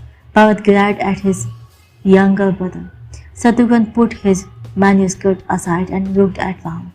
The opposing swordsman, Vasisht, had selected for Ram belonged to the forest pupil who lived close to Vasisht Gurukul. It had been built deep in the untamed forest far south of the river Ganga, close to the westernmost point of the course of river Son. The river took a sharp eastward turn thereafter and flowed northeast to merge with the Ganga. This area had been used by many gurus for thousands of years. The forest pupil maintained the premises and gave it on rent to gurus. The solitary approach to the Gurukul was camouflaged first by dense foliage and then by the overhanging roots of a giant banyan.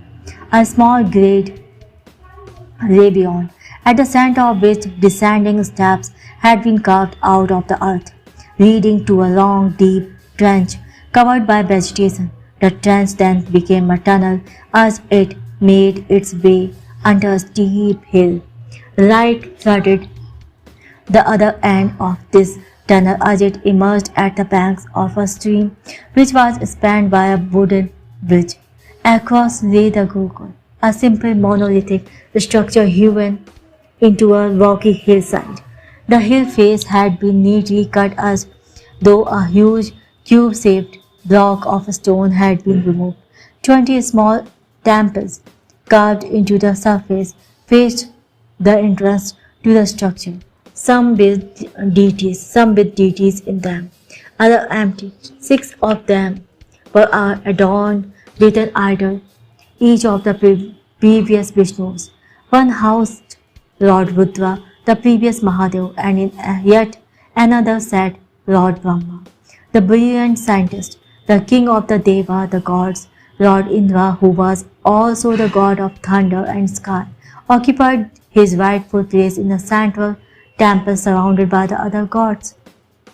Of the two rock surfaces that faced each other, one had been cut to comprise the kitchen and storeroom, and the other, like sleeping quarters for the Guru and his students. Within the ashram, the princes of Ayodhya lived not as nobility, but as children of working class parents. Their royal background, in fact, was not public knowledge at the Gurukul. In keeping with tradition, the princes had been accorded Gurukul names. Ram was called Sudas, Bharat became Vashu, Lakshman called Paurav, and Satrughn Nartardak. All reminders of their royal lineage were proscribed. Over and above their academic pursuit, they cleaned the Gurukul, cooked food, and served the Guru. Scholastic mastery would help them achieve their life goals. The other activities would ingrain humility with which they had choose the right life goals. Looks like you are wound up, Sudas. Vasishtha addressed Ram, one of his 2-star pupils. The Guru then turned to the chief of the tribe, who sat beside him, Chief Varun. Time to see some combat. The local pupil, besides being good hosts, were also brilliant warriors. Vasishtha had hired their services to help them train his wards in the fine art of warfare. They also served as combat opponents. During examination like right now, Varun addressed the tribal warriors who had been practicing with Ram, Matsya. Matsya and Ram immediately turned to the spectacle stand and bowed to Vasishtha and Varun. They walked over to the edge of the platform, picked up a paintbrush, broom, each dipped into it in a paint can filled with wet dye, and painted the sides and tips of their wooden practice sword. It would leave mark on the body when struck, thus indicating how lethal the strike was. Ram stepped on the platform and moved to the center, followed by Mats, face to face. They bowed low with respect for their opponents. Truth, duty, honor, said Ram, repeating a slogan he had heard from his guru, Vasishtha, which had made a deep impact on him. Mats, almost a foot taller from than the boy, smiled. Victory at all cost. Ram took position, his back erect, his body turned sideways, his eyes looking over his right shoulder, just as Guru Vasishtha had trained him to do. This position exposed the least amount of his body surface to his opponent. His breathing was steady and relaxed, just as he had been taught. His left hand held firmly by his side, extended a little away from the body to maintain balance. His sword hand was extended out a few degrees above the horizontal position, bended slightly at the elbow. He adjusted his arm position till the weight of the sword was borne by his trapezius and triceps muscles. His knees were bent and his weight was on the ball of his feet, affording quick movement in any direction. Mats was impressed. This young boy followed every move to perfection. The remarkable feature in the young boy was his eyes. With steady focus, they were fixed on those of his opponents, Mats. Guru Vasishtha had taught by Bell, the eyes moves before the Mats' eyes fractionally widened. Ram knew an attack was imminent. Mats lunged forward and thrust his sword at Ram's chest. Using his superior reach, it could have been a kill wound. But Ram shifted swiftly to his right, avoiding the blow as he flicked his right hand forward, nicking Mats' neck. Mats stepped back immediately. Why did not you slash hard, Dada? Screamed Lakshman. That should have been a kill wound. Mats smiled appreciatively. He understood what Lakshman had not. Ram was proving him.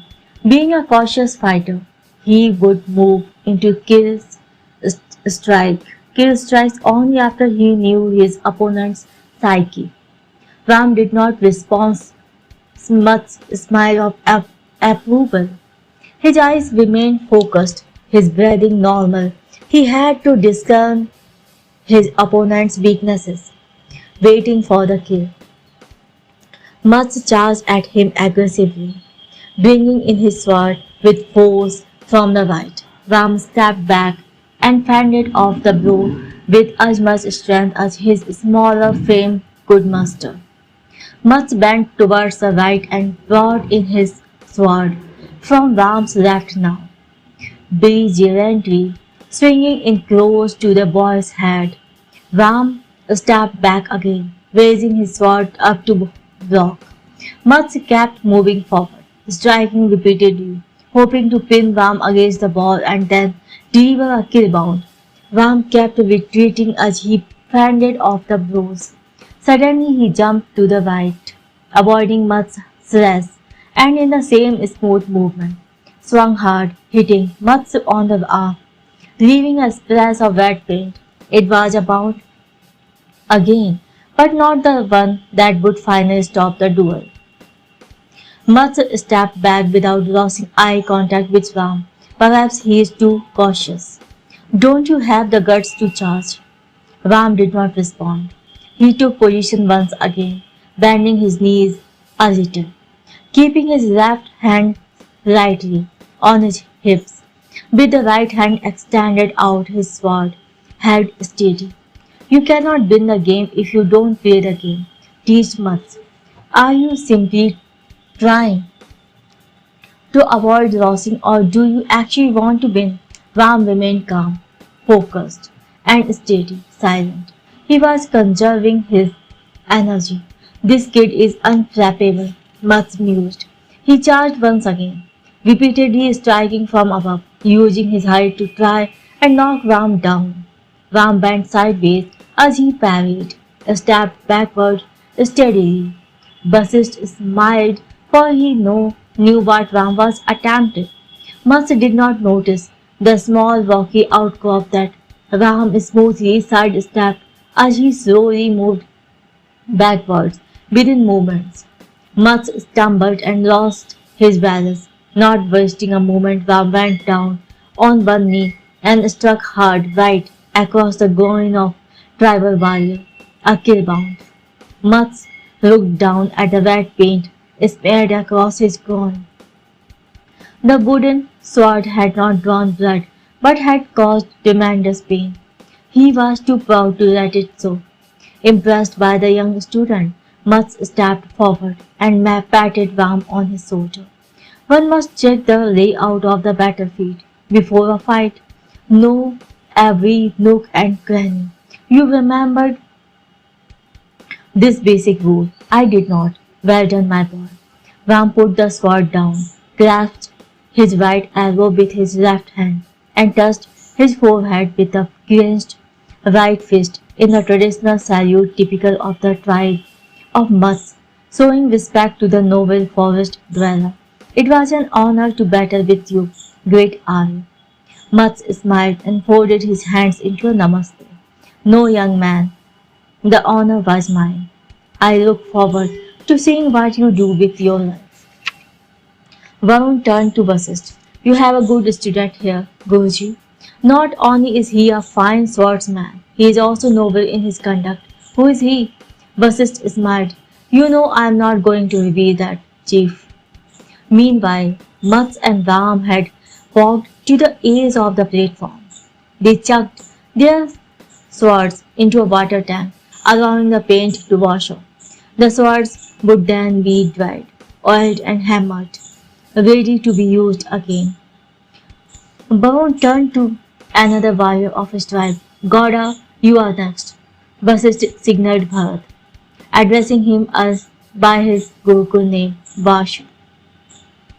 Gauda touched the ground with reverence, seeking its blessing before stepping onto the platform. Bharat did no such thing. He simply sprang up and sprinted towards the box that contained the swords. He had marked a sword for himself already, the longest. It negated the advantage of reach that his opponent, a fully grown man, had. Gora smiled indulgently. His opponent was a child after all. The warrior picked up a wooden sword and marched to the center, surprised to not find Bharat there. The intrepid child was already at the far end of the platform where the wet, dry paintbrush brooms were stored. He was painting the edges and point of his sword. No practice, asked a surprised Gauda. Bharat turned around. Let's not waste time. Gauda raised his eyebrows in amusement. He walked up and painted his sword edges as well. The combatants walked to the center of the platform. Keeping with tradition, they bowed to each other. Gauda waited for Bharat to state his personal credo, expecting a repeat of that of his elder brothers. Live free or die, said Bharat, thumping his chest with gusto. Gauda could not contain himself now and burst into laughter. Live free or die, that is your slogan. Bharat glared at him with unvarnished hostility. Still smiling broadly, the tribal warrior bowed his head and announced his credo, victory at all cost. Gauda was again taken aback, now by Bharat's stance. Unlike his brother, he faced his enemy boldly, offering his entire body a target. His sword arm remained casually by his side. His weapon held loose. He bore a look of utter defiance. Are not you going to take position? Asked Gauda, worried now that he might actually injure this reckless boy. I am always better waited, whispered Bharat, smiling with nonchalance. Gauda shrugged and got into position. Bharat waited for Gauda to make the first move as he observed the tribal warrior lazily. Gauda suddenly lunged forward and thrust his sword into Bharat's abdomen. Bharat smoothly twirled around and brought his sword in from a height, landing a sharp blow at Gauda's right shoulder. Gauda smiled and retreated, careful not to reveal any pain. I could have disemboweled you, said Gauda, drawing the boy's attention to the red mark smeared across his abdomen. Your arm would be lying on the floor before that, said Bharat, pointing at the red mark his wooden sword had made on Gauda's shoulder. Gauda laughed and charged in again. To his surprise, Bharat suddenly leaped high to his right, bringing his sword down from a height once again. It was an exquisite maneuver. Gauda could not have parried that strike from such height, especially since the attack was not on the right side of the sword arm. It could only have been blocked by a shield. However, Bharat was not tall enough to successfully pull off this ingenious maneuver. Gauda leaned back and struck hard, using his superior reach. Gauda's sword brutally hit the airborne Bharat's chest, throwing him backward. Bharat fell on his back, a kill wound clearly marking his chest, right where his heart lay encased within. Bharat immediately got back on his feet. The blood capillaries below the skin had burst, forming a red blotch on his bare chest. even with a wooden sword. The blow must have hurt to Goda's admiration, but disregarded the pain. He stood his ground, staring defiantly at his opponent. That was a good move, said Goda. I have not seen it before, but you need to be taller to pull it off. Bharat glared at Goda, his eyes flashing with anger. It will be taller. I will be taller one day. We will fight again. Goda smiled. We certainly will, boy. I look forward to it. Bhavan turned to Vasist. Guruji, both are talented. I can't wait for them to grow up. Vasist smiled with satisfaction. Neither can I. Dusk had fallen as a contemplative Ram sat by the stream which flowed a little away from the ashram. Spotting him from a distance as he set out for his evening walk, the Guru walked up to his student. Hearing the quick footsteps of his Guru, Ram rose immediately with a Namaste, Guruji. Sit, said Vasist, and then lowered himself beside Ram.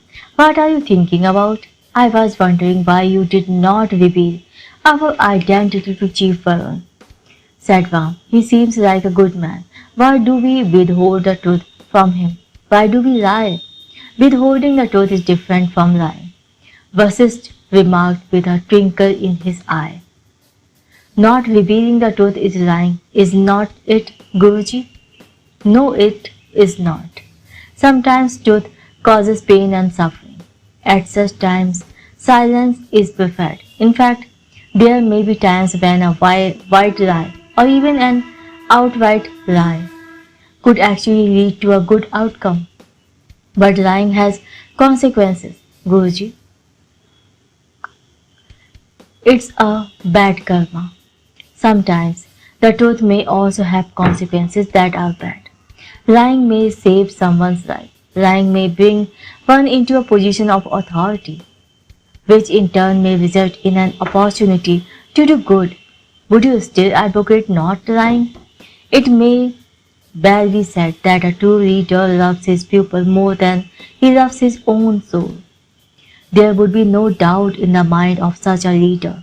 He would lie for the good of his pupil. Ram frowned, but Guruji, people who compel their leaders to lie are not worth fighting for. That's simplistic. Ram, you lied for Lakshman once, did not you? It was instinct. I felt I had to protect him, but I have always felt uneasy about it.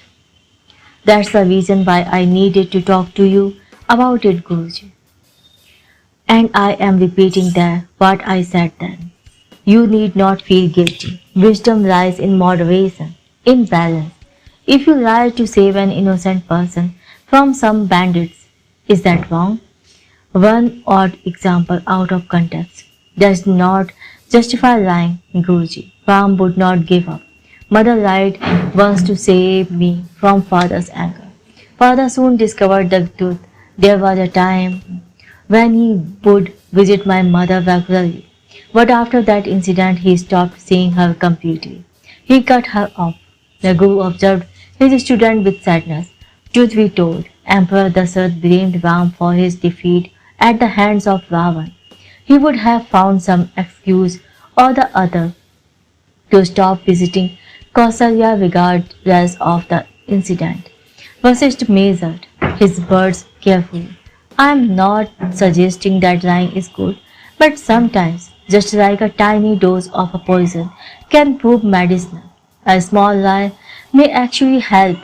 Your habit of speaking the truth is good, but what is your reason for it? Is it because you believe it's the lawful thing to do, or is it because this incident has made you fear lying? Ram remained silent, almost thoughtful. Now I am sure you are wondering what this has to do with Chief Baron. Yes, Guruji. Do you remember our visit to the chief's village? Of course I do.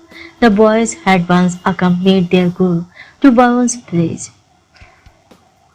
With a population of 50,000, it was practically a small town. The princes were enchanted by what they saw. Streets were laid out in a semi-urban, well-organized living area in the form of a square grid. The houses were made of bamboo, but were strong and sturdy. They were exactly the same from the chiefs to the ordinary villagers. Houses were without doors, each with an open entrance. Simply because there was no crime, the children were raised communally by the elders, not just by their own parents. During their visit, the princess had a most interesting conversation with an assistant to the chief to know who the houses belonged to, the individual living in that unit, or to the chief, or to the community as a whole. The assistant had answered with the most quizzical response. How can the land belong to any of us? We belong to the land. What did you think about the village? Asked Vasist, bringing Ram back to the present. What a wonderful way to live. They lead a more civilized life than we city dwellers do. We could learn so much from them. And what do you think is the foundation of their way of life? Why is Chief Varun's village so idyllic? Why have they not changed for centuries? They live selflessly for each other. Guruji, they don't have a grain of selfishness in them. Vasishtha shook his head. No, Sudas. It is because at the heart of their society are simple laws. These laws can never be broken and must be followed, come what may. Ram's eyes opened wide, like he had discovered the secret of life. Laws. Yes, Ram, laws. Laws are the foundation on which a fulfilling life is built for a community. Laws are the answer. Laws. One might believe that there is no harm in occasionally breaking a minor law, right? Especially if it is for the greater good. Truth be told, I too have occasionally broken some rules for a laudable purpose, but Chief Varun thinks differently. Their commitment to the law is not based on traditions alone, or the conviction that it is the right thing to do. It's based on one of the most powerful impressions in a human being, the childhood memory of guilt. The first time a child breaks a law in their society, however minor and inconsequential it may be, he has made to suffer. Every child, any recurrent breach of the law results in further shaming, just like you find it difficult to lie, even when it benefits someone because of what your mother suffered. Varun finds it impossible to do the same. So not revealing our identity is in some way linked to their laws. Will knowing who we are mean that they are breaking their laws? Yes. What law? Their law prevents them with their royalty. I don't know why. I'm not sure if even they know why. But this law has held for centuries. It serves no purpose now, but they follow it strictly. They don't know where I am from. I sometimes think they do not want to know. All they know is that my name is Vasist. Ram seemed troubled. Are we safe here? They are duty bound to protect those who are accepted into this Gurukul. That is also their law. Now that they have accepted us, they cannot harm us. However, they might expel us if they discover who the four of you are. We are safe here, though, from other more powerful enemies who are a threat to our cause. Ram fell into deep contemplation. So I have not lied, Sudas. I have just not revealed the truth. There is a difference. Chapter 6. Dawn broke over the Gurukul at the fifth hour of the first prahar, to the chirping of birds, even as the nocturnal forest creatures returned to their daytime shelters. Others emerged to face the rigors of another day. The four Ayodhyan princes, though, had been up and about for a while, having swept the Gurukul. They have bathed, cooked, and completed their morning prayers, hands folded in respect. They sat composed and cross-legged in a semicircle around Guru Vasishtha. The teacher himself sat in Padmasana, the lotus position, on a raised platform under a large banyan tree. In keeping with tradition, they were reciting the Guru Stotam, the hymn in praise of the teacher, before the class commenced. As the hymn ended, the students rose and ceremoniously touched the feet of their Guru, Vasishtha. He gave them all the same blessing. May my knowledge grow within you, and may you one day become my teacher.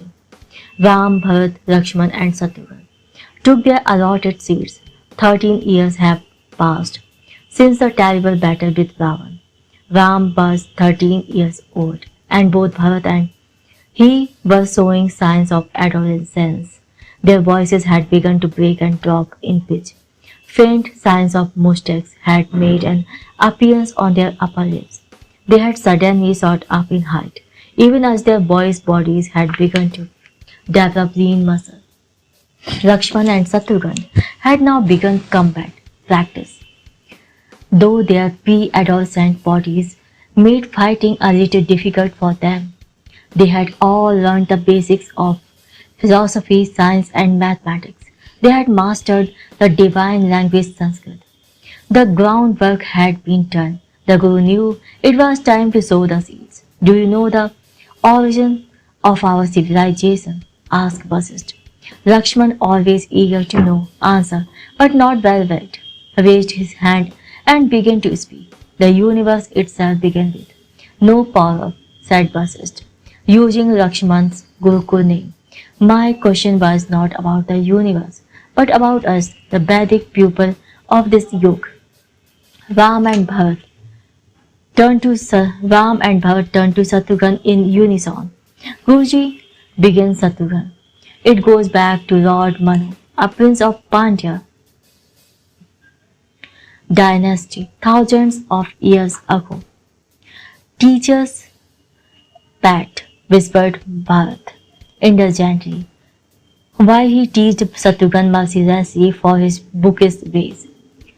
He appreciated the fearsome intellect of his youngest brother. Vasishtha looked at Bharat. Do you have something to add? No, Guruji, said Bharat, immediately contrite. Yes, Nal Tadak, said Vasishtha, turning his attention back to Shatrughan and using his Gurukul name. Please continue. It is believed that thousands of years ago, swaths of land were covered in great sheets of ice. Since large quantities of water were frozen in solid form, sea levels were a lot lower than they are today. You are correct, said Vasishtha, except for one point. It is not a belief. Now, Taldak, the ice age is not a theory, it is fact. Yes, Guruji, said Shatrughan. Since sea levels were a lot lower, the Indian land mass extended a lot farther into the sea. The islands of Lanka, the demon king Ravan's kingdom, were joined to the Indian landmass. Gujarat and Konkan also reached out into the sea. And I believe there were. Shatrughan stopped short as Vasishtha cast him a stern look. He smiled and folded his hands into a namaste. My apologies. Guruji, not belief, but fact. Vasishtha smiled. Two great civilizations existed in India during the Ice Age. One in southeastern India called the Sangam Tamil, which included a small portion of the Lankan landmass, along with large tracts of land that are now underwater. The course of the river Kaveri was much broader and longer at the time. This rich and powerful empire was ruled by the Pandya dynasty, and the other civilization, Dwarka, spread across large parts of the landmass off the coast of modern Gujarat and Konkan. It now lies submerged. It was ruled by the Yadav dynasty, the descendants of Yadu. Carry on. Sea levels rose dramatically at the end of the Ice Age. The Sangam, Tamil and Dwarka civilizations were destroyed, their heartland now lying under the sea. The survivors, led by Lord Manu, the father of our nation, escaped up north and began life once again. They called themselves the pupil of Vidya, knowledge, the Vedic pupil.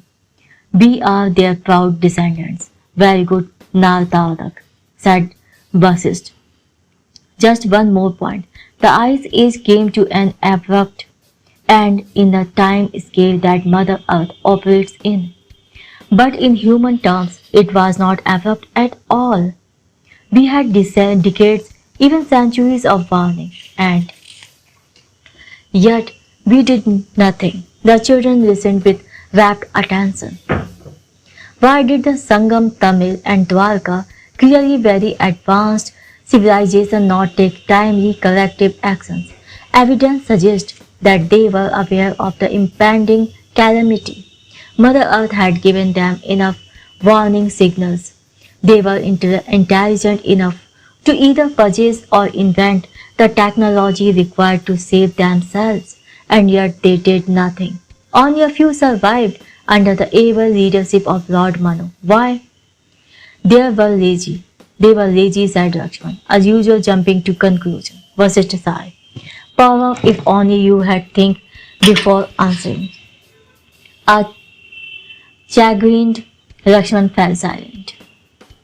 You have the ability to think, Paurav, said Vasishtha, but you are always in a hurry. Remember, it's more important to be right than to be first. Yes, Guruji, said Lakshman, his eyes downcast, but he raised his hand again. Were the pupil debauched and careless? Now you are guessing. Paurav, don't try to pry open the door with your fingernails. Use the key. Lakshman seemed nonplussed. Do not rush to the right answer, clarified Vasishtha. The key always is to ask the right question. Guruji said, Ram, may I ask a question? Of course, Sudas, said Vasishtha. You said earlier that they had decades, even centuries of warning. I assume their scientists had decoded these warnings. Yes, they had. And had they communicated these warnings to everyone, including the royalty? Yes, they had. Was Lord Manu the Pandyan king or a prince at the time? I have heard conflicting accounts. Vasishtha smiled approvingly. Lord Manu was one of the younger princes, and yet it was he and not the king who saved his pupil. Yes, if anyone other than the king was required to lead the pupil to safety, then the answer is obvious. The king was not doing his job. Bad leadership. Then was responsible for the downfall of Sangam, Tamil, and Dwarka. Do you think a bad king is also a bad man? Asked Vasishtha. No, said Bharat. Every honorable man sometimes proved to be terrible leaders. Conversely, men of questionable character can occasionally be exactly what a nation requires. Absolutely, a king need be judged solely on the basis of what he achieves for his pupil. His personal life is of no consequence. His public life, though, has one singular purpose, to provide for his pupil and improve their lives too, said Bharat. Vasishtha took a deep breath. The time was ripe. So does that make Ram1 a good king for his pupil? There was stunned silence. Ram would not answer. He hated Ram1 viscerally. Not only had the Lankan devastated Ayodhya, he had also ruined Ram's future. His birth was permanently associated with the tent of Ravan's victory. No matter what he did, Ram would always remain inauspicious for his father and the pupil of Ayodhya. Bharat finally spoke. We may not want to admit it, but Ravan is a good king, loved by his pupil. He is an able administrator who has brought prosperity through maritime trade, and he even runs the seaports under his control efficiently. It is favored that the streets of his capital are paved with gold, thus earning his kingdom the name Golden Lanka. Yes, he is good king. And what would you say about a very good man, a king who has fallen into depression? He has converted his personal loss to that of his pupil. They suffer because he does. Is he then a good king? It was obvious whom Vasishtha was referring to. The students were quiet for a long time, afraid to answer. It had to be Bharat, who raised his hand. No, he is not a good king. Vasishtha nodded. Trust the boldness of a born rebel. That's it for today. Vasishtha brought the class to an abrupt end, leaving a lot unsaid. As always, your homework is to mull over our discussion. My turn, Dada whispered. Dada, whispered Bharat as he softly tapped Ram's shoulder. Ram immediately tied his pouch to his waistband. Sorry. Bharat turned to the injured rabbit, lying on the ground. He first anesthetized the animal and then quickly pulled out the splinter of the wood buried in its paw. The wound was almost septic, but the medicine he applied would prevent further infection. The animal would awaken a few minutes later on the road to recovery, if not immediately, ready to face the world. As Bharat cleaned his hand with medicinal herbs, Ram gently picked up the rabbit and raised it into a nook in a tree to keep it away from predators. He glanced at Bharat. It will wake up soon. It will live. Bharat smiled. By the grace of Lord Rudra, Ram, Bharat, Lakshman and Shatrughan were on one of their fortnightly expeditions into the jungle, where they tended to injured animals. They did not interfere in a predator's hunt. It was only its natural behavior, but if they came upon an injured animal, they assisted it to the best of their abilities. Dada, said Shatrughan, standing at a distance, watching his elder brothers with keen concentration. Ram and Bharat turned around. A disheveled Lakshman was even farther away. Behind Shatrughan, he was distractedly throwing stones at a tree.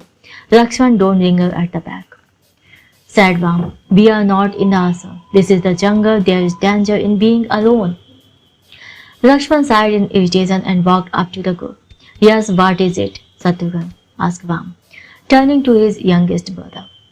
Bharat Dada put Jatyadi tail on the rabbit's bound. Unless you cover it with neem leaves, the medicine will not be effective. Of course, exclaimed Ram, tapping his forehead. You are right, Shatrughan. Ram picked up the rabbit as Bharat pulled out some neem leaves from his leather pouch. Bharat looked at Shatrughan, grinning broadly. Is there anything in the world that you do not know, Shatrughan? Shatrughan smiled. Not much. Bharat applied the neem leaves on the rabbit's wound, tied the bandage again, and placed him back in the nook. Ram said, I wonder if we actually helped these animals on our bi-weekly medical tour, or are we just assuaging our conscience? We are assuaging our conscience, said Bharat with a wry smile. Nothing more, but at least we are not ignoring our conscience. Ram shook his head. Why are you so cynical? Why are you not cynical at all? Ram raised his eyebrows resignedly and began to walk. Bharat caught up with him. Lakshman and Shatrughan fell in line a few steps behind. Knowing the human ways, how can you not be cynical? Bharat asked. Come on, said Ram. We are capable of greatness. Bharat, all we need is an inspirational leader. Dada, said Bharat. I am not suggesting that there is no goodness in human beings. There is, and it is worth fighting for. But there is also so much viciousness that sometimes I think it would have been better for the planet if the human species simply did not exist. That's too much. We are not so bad. Bharat laughed softly. All I am suggesting is that greatness and goodness is a potential in a majority of humans, not a reality. What do you mean, expecting people to follow rules just because they should is being too hopeful? Rules must be designed to dovetail with selfish interest because people are primarily driven by it.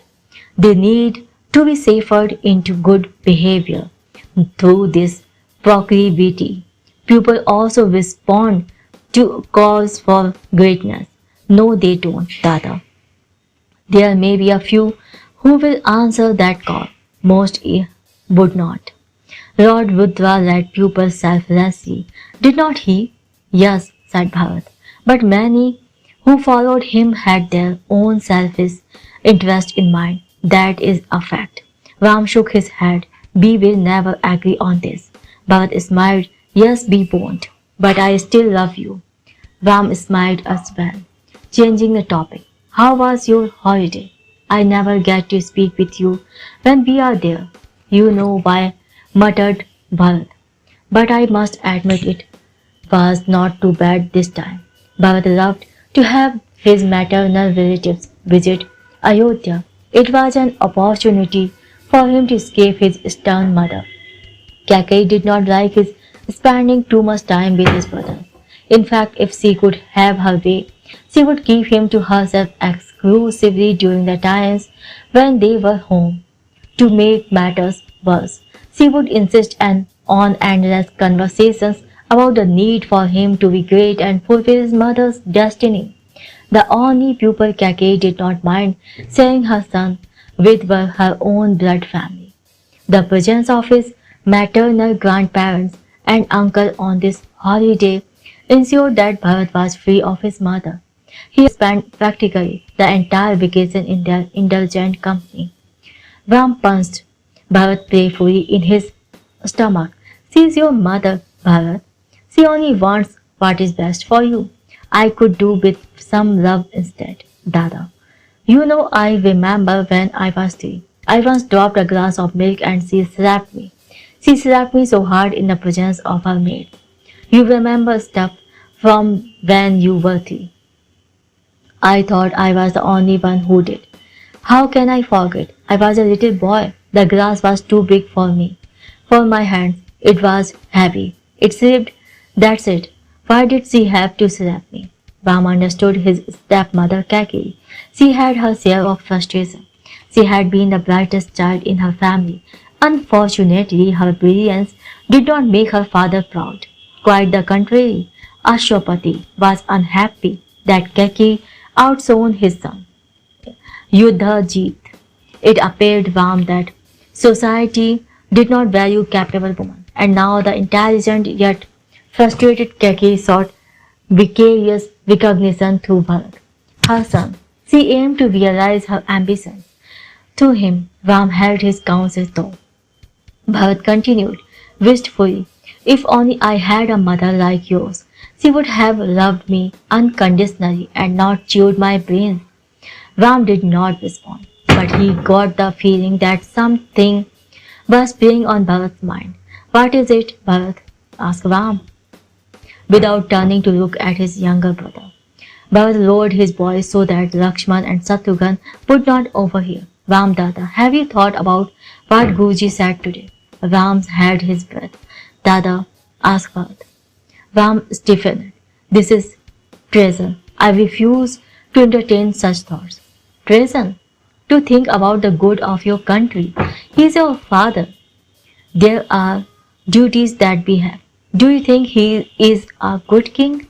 Bharat interrupted. There is law in the Manu Smriti that clearly states a son must.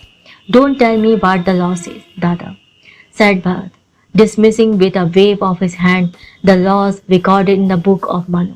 I have read the Manu Smriti too. I want to know what you think. I think the law must be obeyed. Really? Is that all you have to say? I can add to that. Please do. The law must always be obeyed. Bharat rolled his eyes in exasperation. I understand that this might not work under a few exceptional circumstances, said Ram.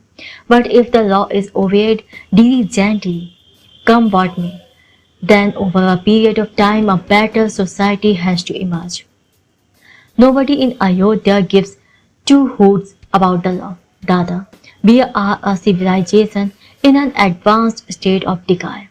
We are the most hypocritical people on earth. We criticize corruption in others, but are blind to our own dishonesty.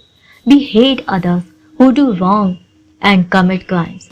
brutally ignoring our own mistakes, big and small. We vehemently blame Ram1 for all our ills, refusing to acknowledge that we created the mess we find ourselves in. And how will this change? This attitude is basic human nature.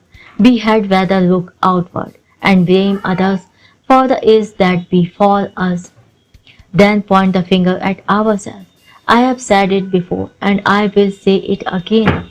We need a king who can create systems with which one can harness even selfish human nature for the betterment of society. Nonsense. We need a great leader, one who will lead by example, a leader who will inspire his pupils to discover their goodhood within. We don't need a leader who will leave his pupils free to do whatever they desire. No, Dada. Freedom is an ally, if used with wisdom. Freedom is never the ally of the law. You can have freedom to choose whatever you want to join or leave a society based on the rule of law. But so long as you live in such a society, you must obey the society. The law is and always will be an art. It's a tool, a means to an end, said Bharat. Ram brought the exchange to an end with a convivial laugh. Bharat grinned and patted his brother on his back.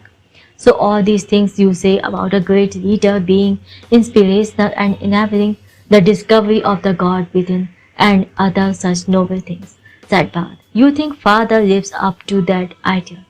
Ram cast a reproachful look at his brother, refusing to rise to the bat. Bharat grinned, playfully boxing Ram on his shoulder. Let it be, Dada, let it be. Ram was genuinely conflicted, but as a dutiful son, he would not allow himself, even in his own mind, to entertain rebellious thoughts against his father. Lakshman, walking a few steps behind, was engrossed in the frenetic activities of the jungle. Shatrughan, however, was listening in on the conversation with keen interest. Ram Dada is too idealistic. Bharat Dada is practical and real. Chapter 7. Another one. Ram refrained from voicing his thoughts, trying to control his surprise. This is his fifth girlfriend. 17 years had gone by since Dasarath lost the battle of Karchapa. At the age of 16, Bharat had discovered the pleasure of love. Charismatic and flamboyant as he was, girls liked Bharat as much as he liked them. Tribal traditions being liberal, the empowered women of the tribe of Chief Varun, the local host of the Gurukul, were free to form relationships with whomever they pleased, and Bharat was especially popular. He walked up to Ram now, holding hands with an ethereally beautiful maiden who was clearly older than him, perhaps 20 years of age. How are you, Bharat? Never been better, Dada. Grinned Bharat. Any better and it would be downright sinful. Ram smiled politely and turned to the girl with grace. Dada, said Bharat, allow me to introduce Radhika, the daughter of Chief Varun. Honored to make your acquaintance, said Ram, formally bringing his hands together in a polite namaste and bowing his head. Radhika raised her eyebrows. Amused, Bharat was right, you are ridiculously formal. Ram's eyes widened at her forthrightness. I did not use the word ridiculous, protested Bharat, as he let her hand go. How can I use a word like that for Dada? Radhika ruffled Bharat's hair affectionately. All right. Ridiculous was my own addition, but I find your formality charming. So does Bharat. Actually, but I am sure you know that already. Thank you, said Ram, straightening his angvastam stiffly. Radhika giggled at Ram's obvious discomfort. Even Ram, relatively immune to feminine vice, was forced to acknowledge that her laughter had a pleasing lilt, like that of the Apsaras, celestial nymphs. Ram said to Bharat, careful to speak in old Sanskrit so that Radhika would not understand. Sa vartate Ravanyavanti. Though Bharat's understanding of archaic Sanskrit was not as good as Ram's, He understood the simple compliment. Ram had said, "She is exquisitely beautiful." Before Bharat could respond, Radhika spoke. Aham janami, I knew. An embarrassed Ram retorted, by the great Lord Brahma, your old Sanskrit is perfect. Radhika smiled. We may speak new Sanskrit these days, but the ancient scriptures can only be understood in the old language. Bharat felt the need to cut it. Don't be fooled by her intelligence. Dada, she is also very beautiful. Ram smiled and brought his hands together once again. In a respectful namaste, my apologies if I offended you in any way, Radhika. Radhika smiled, shaking her head. No, you did not. Why would a girl not enjoy an elegant compliment to her beauty? My little brother is lucky. I am not so unlucky myself, assured Radhika, riffling Bharat's hair once again. Ram could see that his brother was besotted. Clearly this time it was different. Radhika meant a lot more to him than his previous girlfriends. But he was also aware of the traditions of the forest people. Their girls no doubt were liberated, but they did not marry outside their community. Their law simply forbade it. Ram did not understand the reason for this.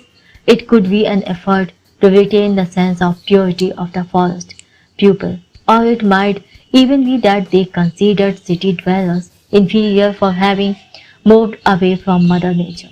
He hoped his brother's heart would not be broken in the process. How much butter will you eat? Ram could never quite understand Bharat's addiction. Evening time, the last hour of the third Pahar, found Ram and Bharat relaxing under a tree at the Gurukul. Lakshman and Shatrughan were using their free time for some riding practice. In fact, they were competing fiercely in the open ground. Lakshman, by far the best rider among the four, was beating Shatrughan hollow. I like it, Dada, shrugged Bharat. Butter smeared around his mouth, but it is unhealthy, it's fattening. Bharat flexed his biceps as he sucked in his breath and puffed up his chest, displaying his muscular and well-toned psyche. Do I look for fat to you? Ram smiled. Girls certainly do not find you unappealing, so my opinion really is of no consequences. Exactly, Bharat chuckled, digging his hand into the clay pot and spooning some more butter into his mouth. Ram gently put his hand on Bharat's shoulder. Bharat stopped eating as he read the concerned look on his brother's face. Ram spoke softly. Bharat, you do know. Bharat interrupted him immediately. It won't happen, Dada. But Bharat, Dada, trust me, I know girls better than you do. You are aware that she burns people do not. Dada, she loves me as much as I love her. Radhika will break the law for me. She will not leave me. Trust me. How can you do so more? So sure, I am. But Bharat, Dada, stop worrying about me. Just be happy for me. Ram gave up and patted him on his shoulder. Well then, congratulations. Bharat bowed his head theoretically. Thank you, kind sir. Ram's face broke into a broad smile. When will I get the opportunity to congratulate you, Dada? Asked Bharat. Ram looked at Bharat and thought, are not you attracted to any girl, here or in Ayodhya? We have met so many on our annual holidays. Nobody is worth it. Nobody? No. What are you looking for? Ram looked into the distance at the forest line. I want a woman, not a girl. Aha! I always knew there was a naughty Eve devil behind that serious exterior. Ram lowered his eyes and punched Bharat playfully on his abdomen. That's not what I mean. You know that. Then what did you mean? I don't want an immature girl. Love is secondary. It's not important. I want someone whom I can respect. Respect? Frowned Bharat. Sounds boring. A relationship is not just for fun. It is also about trust and the knowledge that you can depend on your partner. Relationship based on passion and excitement do not last. Really? Ram quickly corrected himself. Of course, Radhika and you will be different. Of course, grinned Bharat. I guess what I am trying to say is that I want a woman who is better than I am. A woman who will compel me to bow my head in admiration. You bow to elders and parents. Dada, a wife is the one you share your life and passion with, said Bharat, a good grin on his face. Brows asked suggestively by the great Lord Brahma. I pity the woman you will marry. Your relationship will go down in history as the most boring of them all. Ram laughed aloud as he pushed Bharat playfully. Bharat dropped the pot and pushed Ram back, then sprang to his feet and sprinted away from Ram. You can't outrun me, Bharat, laughed Ram, quickly rising to his feet and taking off after his brother. Whom do you favor? Asked the visitor. A mysterious stranger had made a quiet entry into the Gurukul, in keeping with Vasishtha's desire to maintain the secrecy of his visit. He had arrived late in the night. As luck would have it, the interpret Ram1 was out riding at the same time, having broken the rule of being in the sleeping quarters at this time of the night. As he traced his way back, he came upon an unknown horse tied discreetly to a tree far from ashram premises. He led his own animal quietly back into the stable. The Ayodhyan prince then decided to inform his guru of a possible intruder. On finding Vasishtha's room empty, Lakshman grew suspicious. Unable to contain himself, he decided to investigate the goings-on. He finally spotted the sage under the bridge, conversing softly with the mysterious visitor. Lakshman crept close, hid behind the bushes, and eavesdropped on the conversation. I have not made up my mind as yet, answered Vasishtha. You need to decide quickly, Guruji. Why? Though unable to see the visitor clearly, Lakshman was barely able to contain the panic rising within him. Even the failing light could not conceal the stranger's unnaturally fair skin, giant size, and rippling musculature. His body was covered with fur-like hair, and a peculiar outgrowth emerged from his lower back. Clearly, he was a dangerous Naga, the mysterious race of the deformed, which was feared in all of the Saptasindhu. He made no attempt to conceal his identity, like most Nagas did, with a face mask or a hooded robe. Notably, his lower body was draped in a dhoti, in keeping with traditional Indian custom. Because they are onto you, said the Naga with a meaningful look. So, are you not afraid? Vasishtha shrugged. Why should I be? The Naga laughed softly. There is a thin line that separates courage from stupidity, and that line is only visible in retrospect, my friend. If I am successful, people will call me brave. If I fail, I will be called foolish. Let me do what I think is right. I will leave the verdict to the future. The Naga thrust his chin forward in a show of disagreement, but gave up the argument. What would you have me do? Nothing for now. Just wait, answered Vasishtha.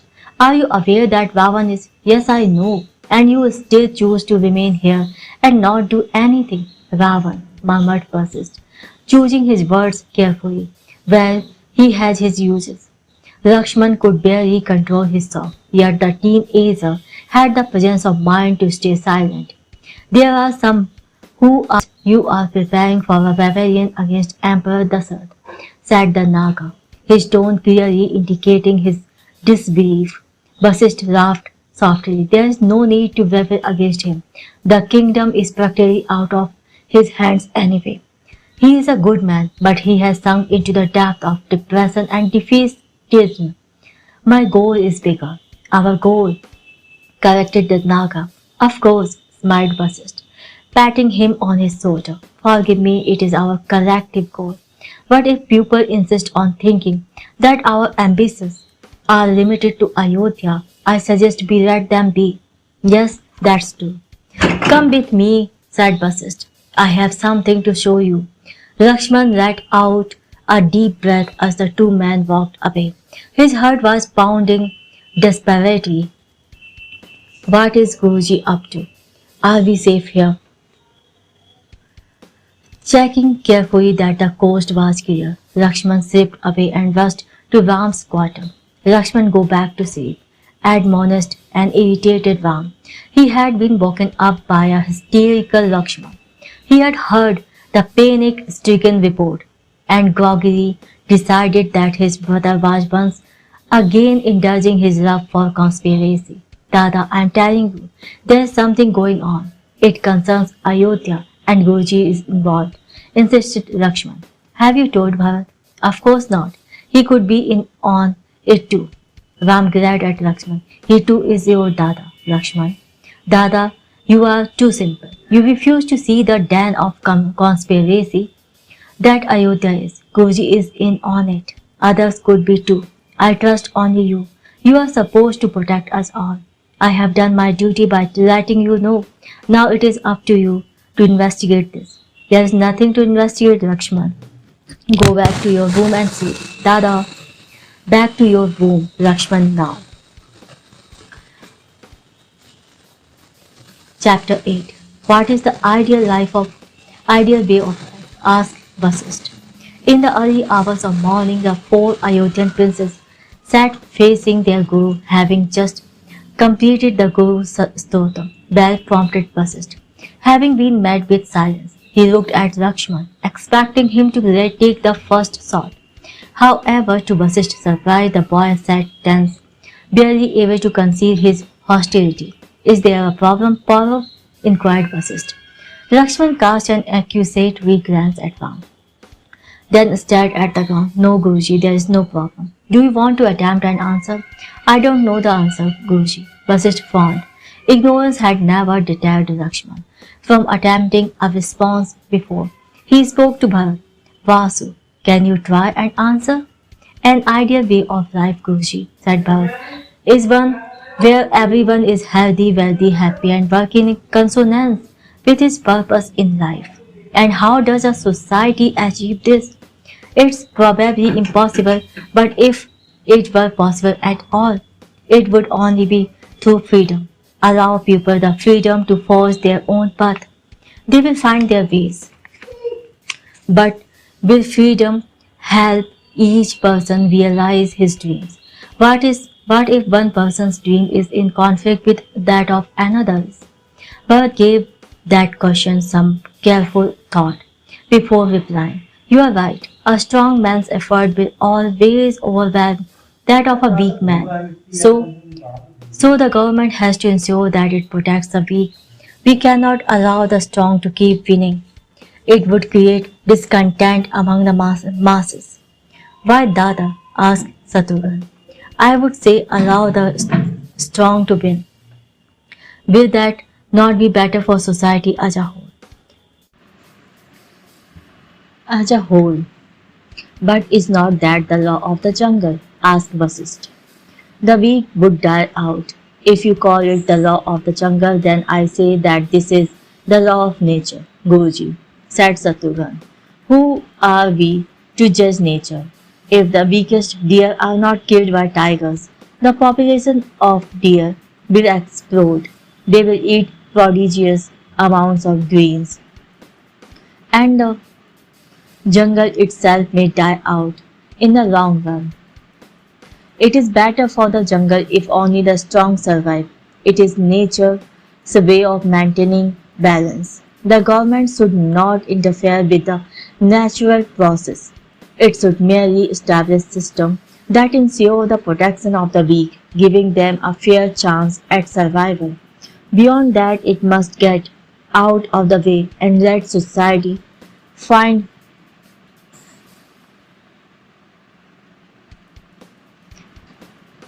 beyond that, it must get out of the way and let society find its own path.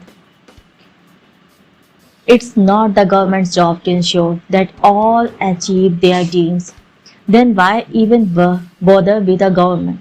It's needed for a few essentials that individuals cannot provide. An army to protect the borders from external attacks, a system of basic education for all.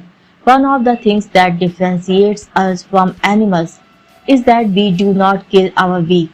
But if the government interferes to such an extent that the weak thrive and the strong was oppressed, society itself will collapse over time. A society should not forget that it thrives on the ideas and performance of the talented among its citizens. If you compromise the prospects of the strong and lean too much towards the interest of the weak, then your society itself goes into decline. Basist smiled. You have carefully studied the reasons for the decline of India under the successor of Emperor Bharat, have not you? Satyavhan nodded. Bharat was a legendary Chandravanshi emperor who lived thousands of years ago. He was one of the greatest rulers since the great Indra of the Devas. He brought all of India under his rule, and his government had been the most compassionate and nurturing of all time. Why then did Bharat's successors not change their ways when they could see that it was not working anymore? Asked Vasist. I don't know, said Satyavhan. It was because the philosophy that guided Emperor Bharat's empire was itself a reaction to an equally successful but radically different one, which determined how society was organized earlier.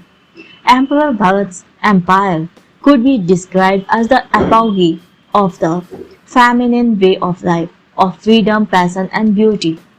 At its best, it is compassionate, creative, and especially nurturing towards the weak.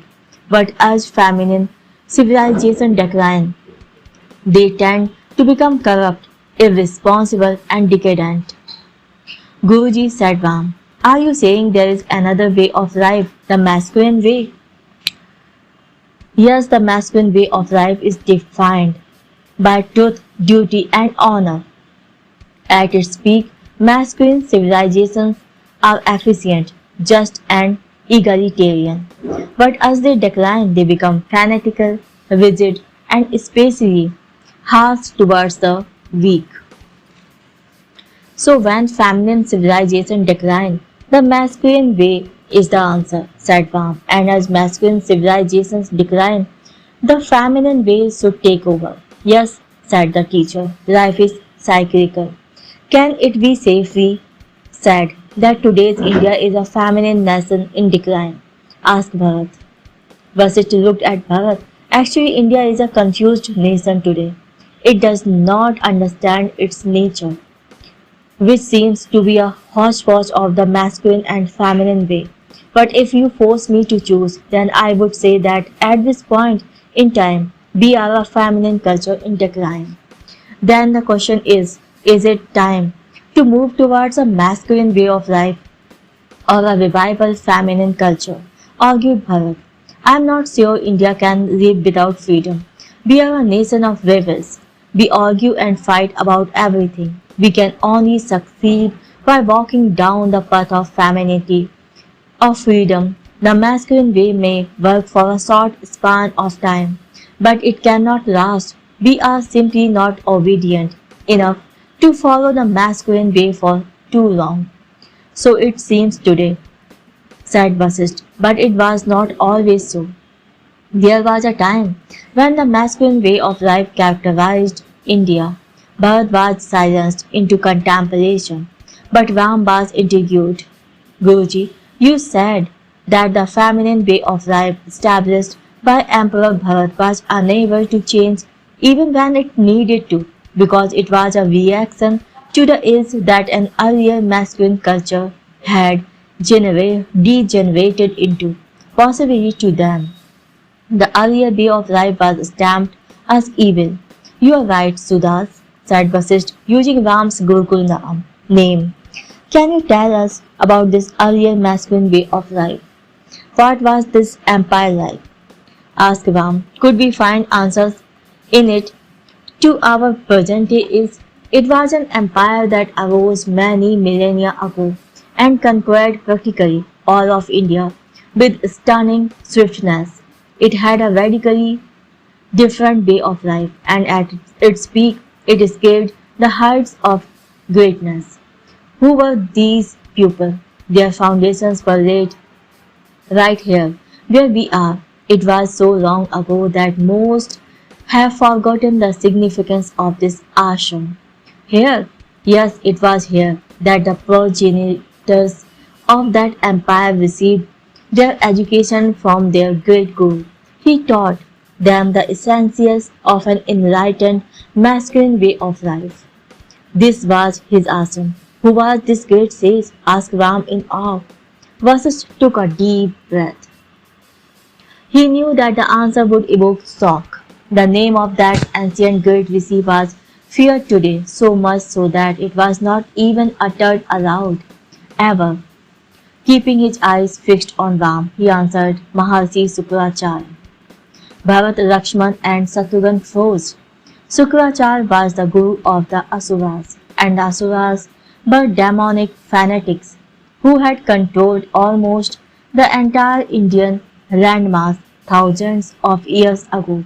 They were finally defeated by the Devas, respected today as gods, in brutal battles fought over a protracted period of time. Although the Asuras' empire was eventually destroyed, the wars took a heavy toll on India. Millions died, and rebuilding civilization took a very long time. Indra, the leader of Devas, ensured the expulsion of the Asuras from India. Sukracharya's name was reduced to mud, his memory violated by righteous indignation and irrational fear. The students were too stunned to react.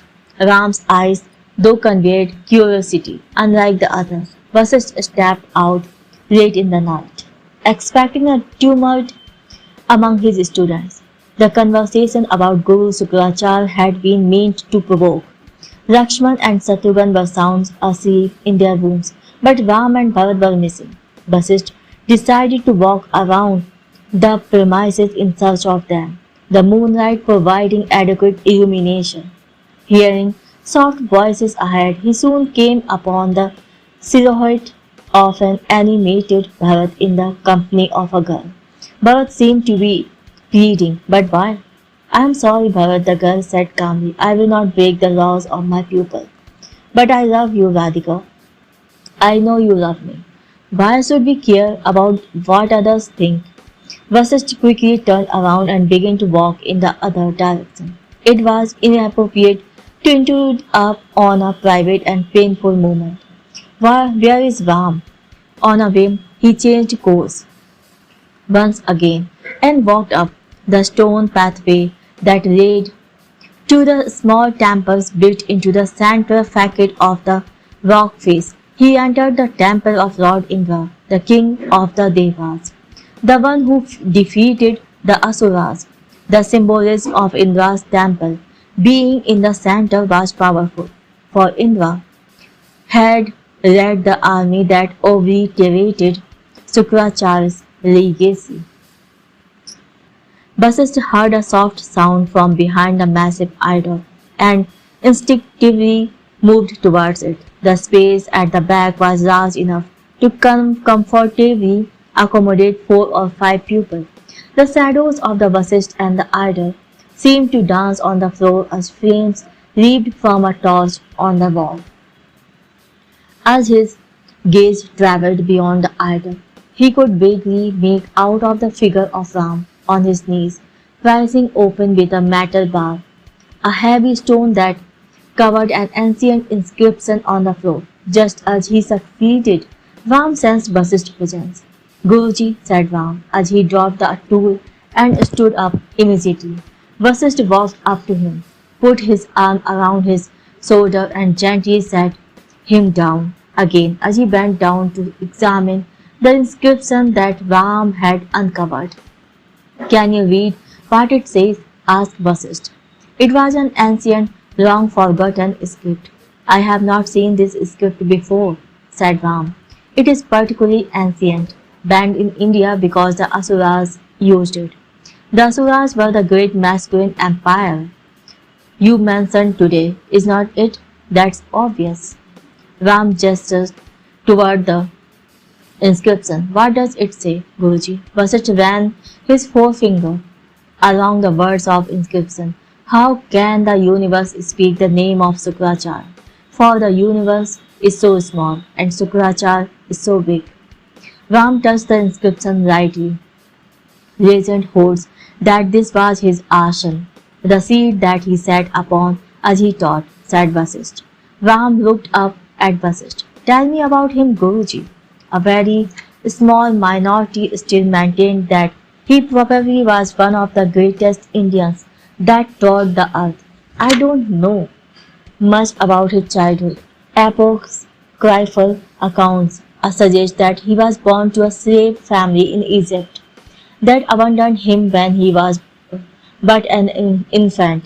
He was adopted by a visiting Asura's princess, who raised him as her own in India. However, records of his works were deliberately obliterated, and the ones that remained were heavily doctored by the powerful and wealthy elite of that time. He was a brilliant, charismatic soul who transformed marginalized Indian warriors.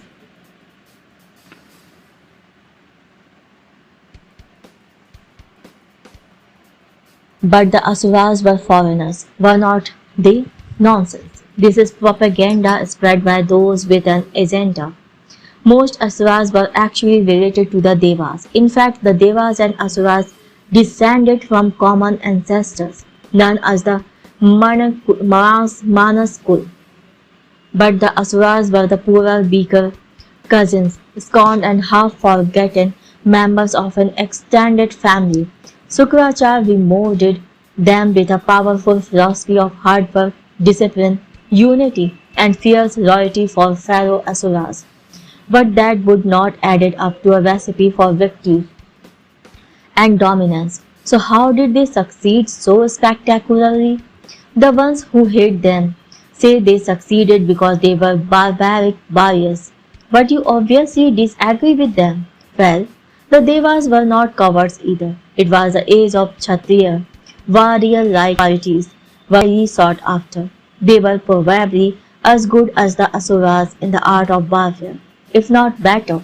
The Asuras succeeded because they were united by a common purpose, unlike the Devas who had too many divisions. Then why did the Asuras eventually decline? Did they become soft?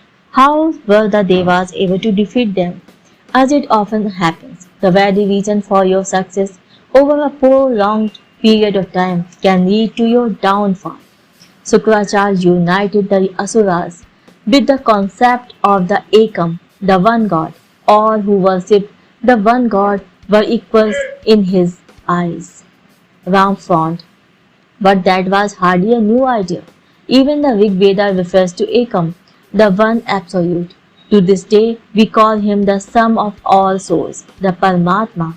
Even the followers of the feminine principle, like the Devas, believed in the Ekam. There is a nuance that you are missing, Sudas. The Rig Vedas states clearly that while the Ekam is the one God, he comes to us in many forms as many gods to help us grow spiritually, in the hope that we will eventually understand him in his original form.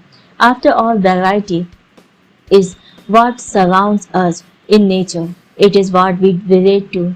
Sukracharya was different. He said that all other manifestations of the Ekam were false, leading us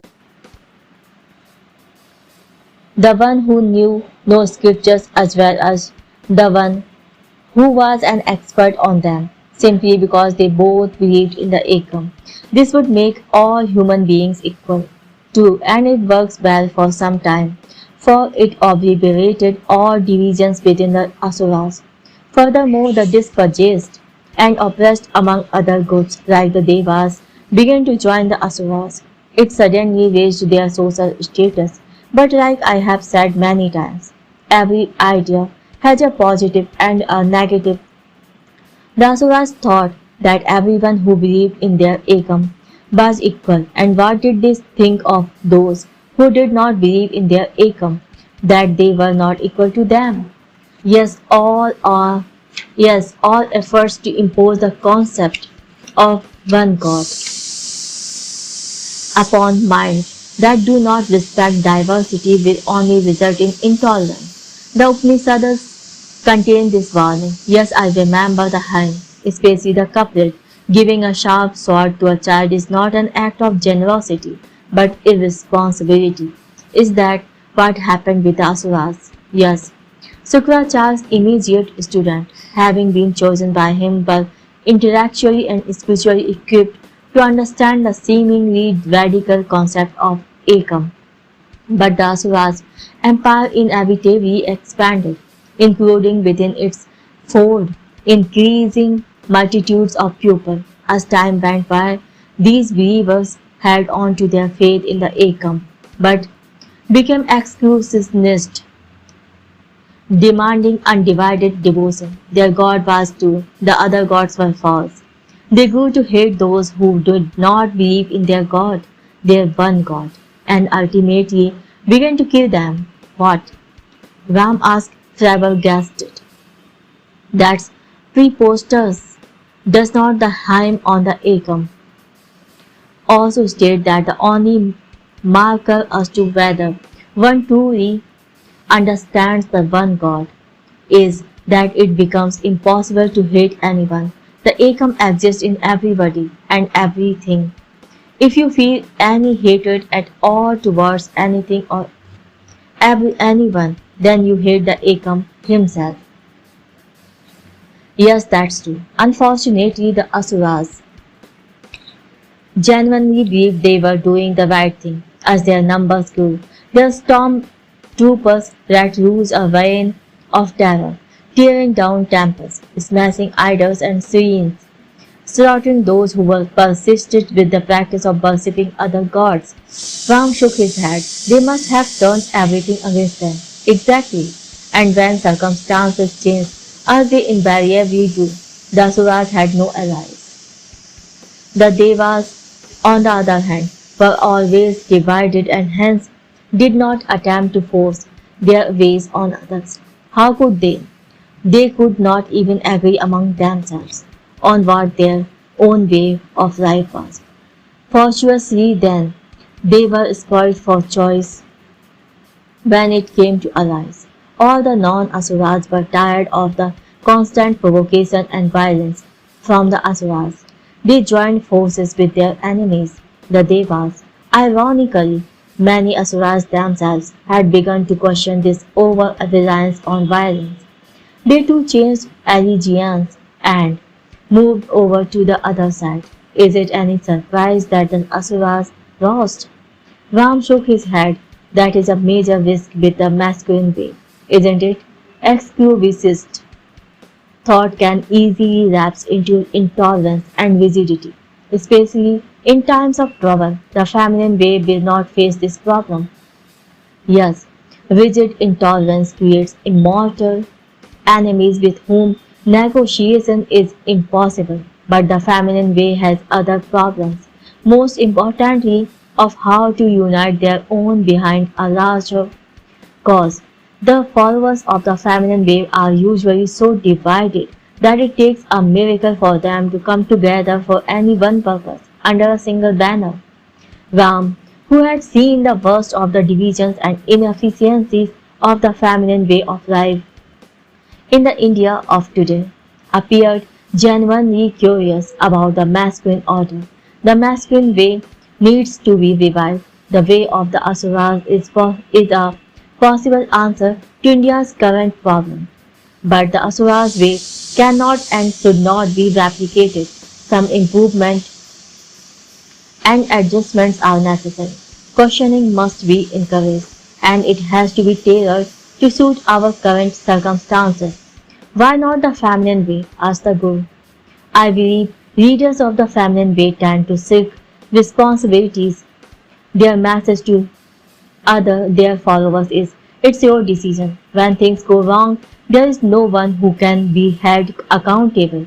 In the masculine way, the leader has to assume all the responsibility.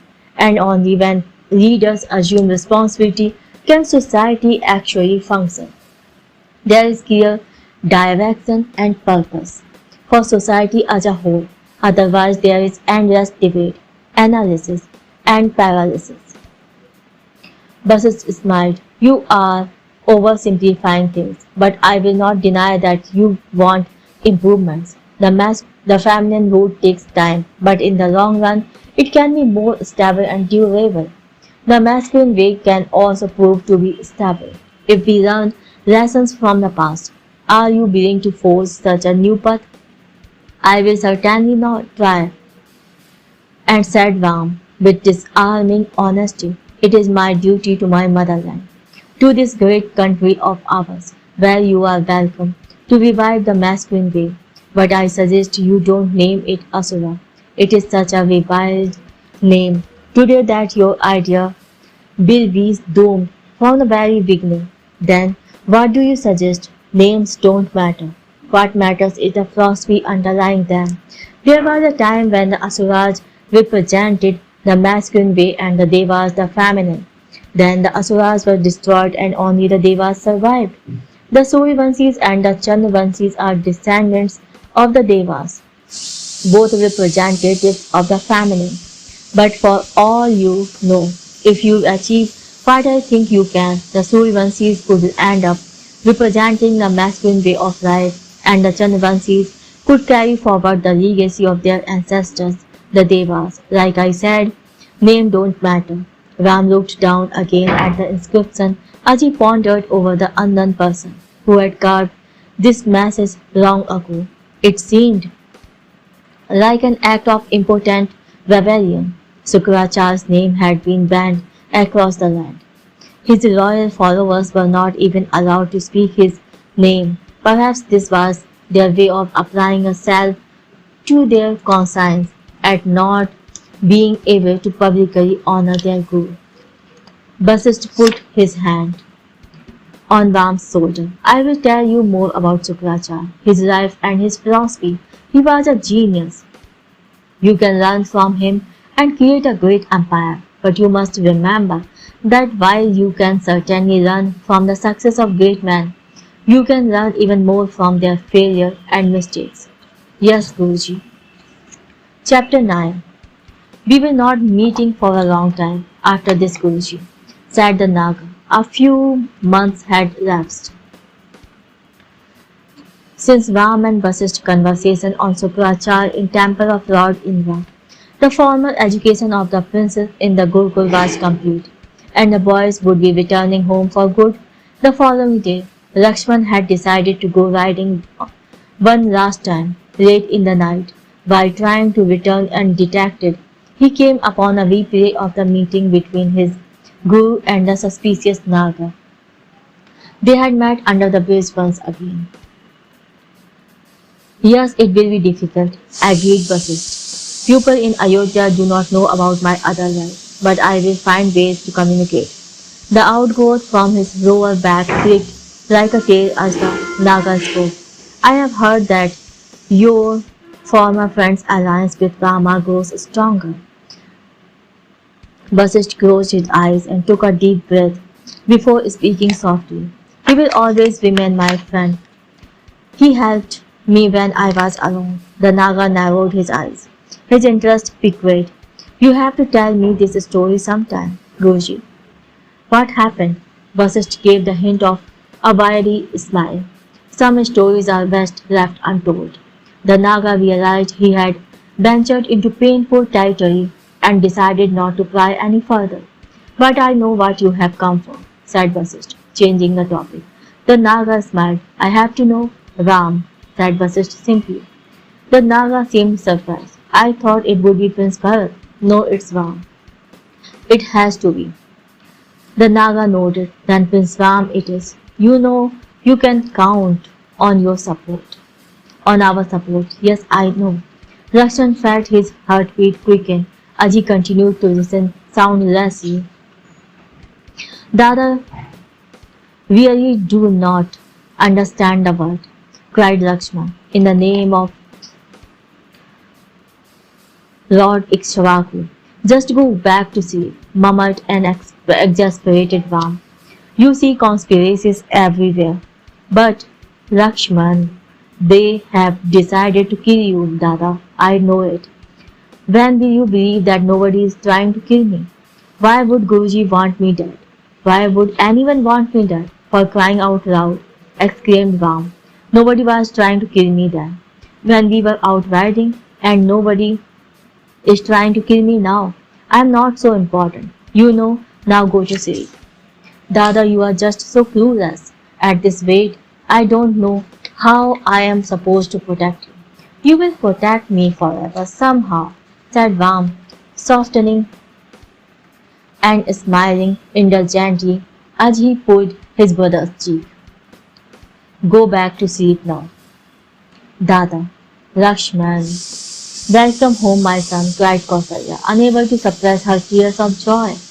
The queen looked proudly at her son as he held her awkwardly, slightly embarrassed by her open display of emotion. Like his mother, the 18-year-old eldest prince of Raghu, clan of Ayodhya, had a dark, flawless complexion, which perfectly set off his sober white dhoti and angvastram. His broad shoulders, lean body and powerful back were a testimony to his archery skills. Long hair tied neatly in an unassuming bun. He wore simple ear studs and a string of Rudraksh beads around his neck. The studs were shaped like the sun with streaming rays, which was symbolic of the Suryavanshi rulers, descendants of the sun.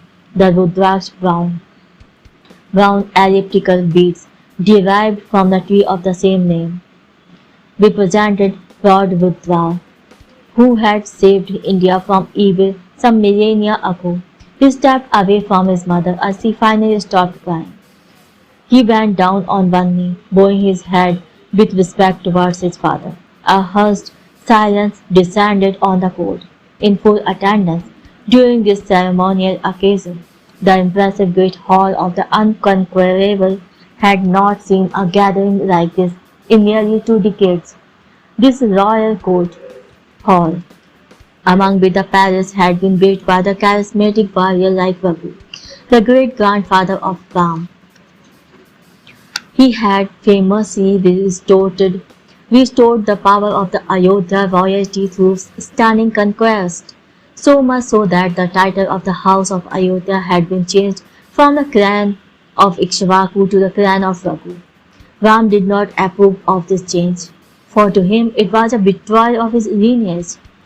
However, howsoever great one's achievements were, they could not overshadow those of one's ancestors. He would have preferred the use of clan of Ikshvaku for his family.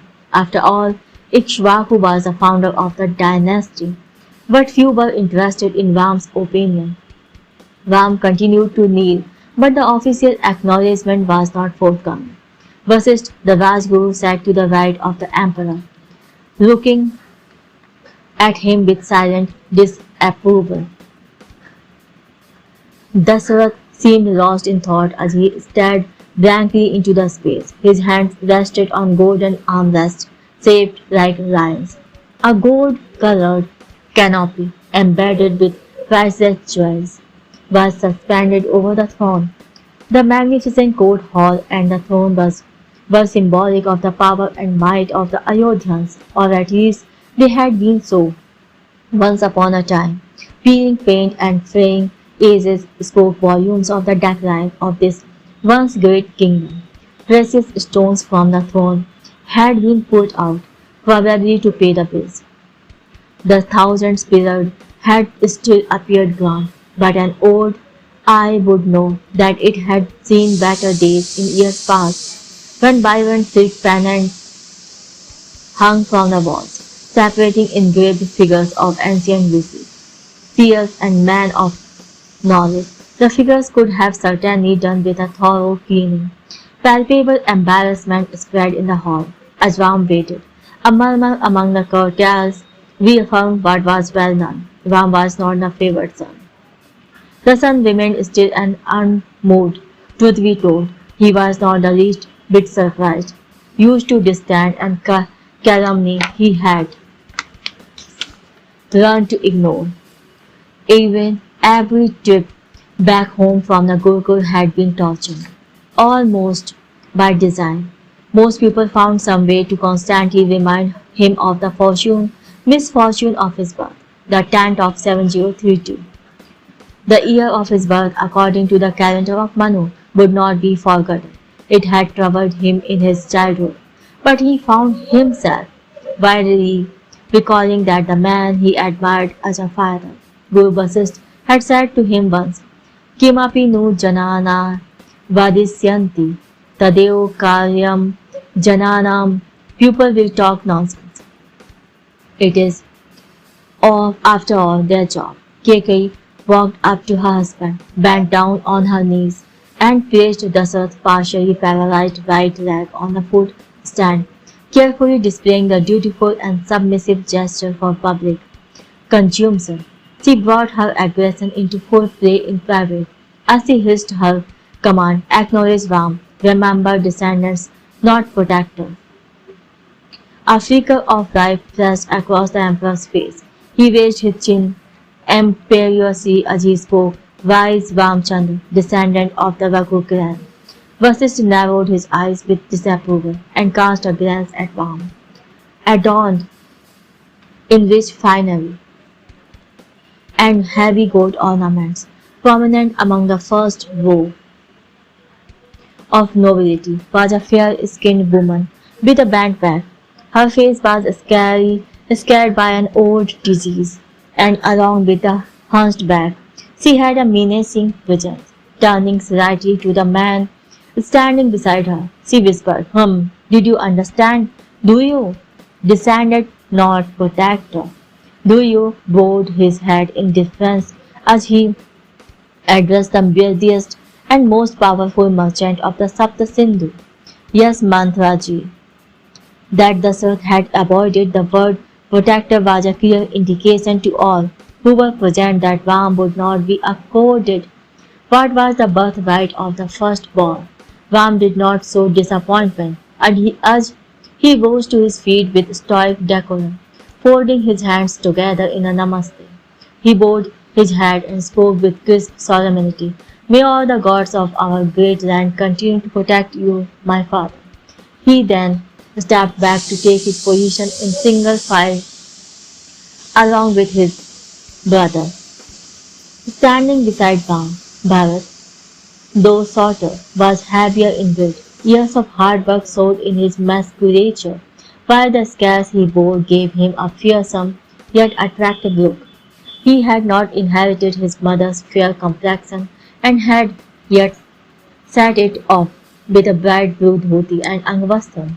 The headband that held his long hair in place was embellished with an intricate embroidered golden peacock feather. His charisma, though, lay in his eyes and face, a sharp nose, a strong chin, and eyes that danced with mischief. At this moment, though, they displayed sadness. He cast a concerned look at his brother Ram before turning to Dasarath, visibly angry. Bharat marched forward with studied nonchalance and bent down on one knee. Shockingly for the assemblage, he refused to bow his head. He stared at his father with open hostility. Kekai had remained standing next to Dasarath. She glared at her son, willing him into submission, but Bharat was too old for such efforts at intimidation. Imperceptibly, unnoticed by anyone, Kekai bowed her head and whispered to her husband. Dasarath repeated what was told to him. Rise, Bharat, descendant of the Raghu clan. Bharat smiled delightedly at not being accorded the title of the protector either. He stood up and spoke with casual aplomb. May Lord Indra and Lord Varun grant you wisdom, my father. He winked at Ram as he quickly walked back to where his brothers stood. Ram was impressive. It was then Lakshman's turn. As he stepped toward those assembled were struck by his gigantic frame and towering height. Though usually disheveled, his mother Sumitra had ensured that the fair-complexioned Lakshman had turned up dressed neatly for the ceremony, much like his beloved brother Ram. Lakshman too avoided wearing jewelry, save for the ear studs and the threaded Rudraksh beads around his neck. His ceremony was completed without fuss, and he was soon followed by Satrughna. The diminutive youngest prince was meticulously attired as always, his hair precisely tied, his dhoti and angavastram neatly brushed, his jewelry sober and minimal. The completion of his ceremony marked his acknowledgement too. As a descendant of Raghu, the court crier brought the proceedings of the court to an end. Keke stepped up to assist Dasaratha, signaling an aide who stood next to the emperor. Dasaratha placed his hand on the attendant's shoulder as his eyes fell on Vasishtha, who had also risen from his seat. Dasaratha folded his hands together into a Namaste, Guruji. Vasishtha raised his right hand and blessed the king. May Lord Indra bless you with a long life, your majesty. Dasaratha nodded and cast a cursory look towards his sons, standing firmly together. His eyes rested on Ram. He coughed irritably, turned and hobbled away with assistance. Keke followed Dasaratha out of the court. The crier then announced that the emperor had left the court and the courtiers immediately began filing out of the hall. Mantra remained rooted to her spot, staring intently at the four princes in the distance. What is it, my lady? Whispered Dhruyu. The man's submissive demeanor was a clear indication of the dread he felt for the lady. It was rumored that Mantra was even wealthier than the emperor. Added to this, she was believed to be a close confidant of the most powerful person in the empire, Queen Kake. The mischievous even suggested that the demon king Ram1 of Lanka was an ally. The reasonable, however, dismissed the last as fanciful. The brothers are close to each other, whispered Mantra. Yes, they appear to be. Interesting. Unexpected, but interesting. Do you cast a furtive glance over his shoulder, and then murmured, What are you thinking, my lady? I have been thinking about this for some time. I'm not sure we can write Ram off. If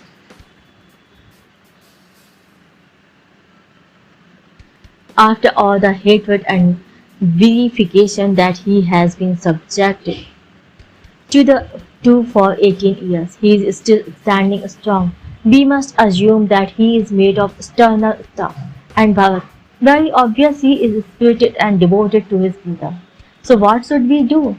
They are both worthy. It is difficult to decide which one to be bet on. But Bharat is Queen Kake's, I think, said Mantra, cutting off her aid mid-sentence. I will find some way to make Voshnik increase her interaction with them. I need to know more about the character of these princes. Dhruyu was taken aback. My lady, please accept my sincere apologies, but your daughter is very innocent, almost like Kanyakumari, the virgin goddess. She may not be able to. Her innocence is exactly what we need. You fool, nothing disarms a strong man like a genuinely innocent and decent woman. It's the fascination that all strong men have for the virgin goddess, who must always be honored and protected.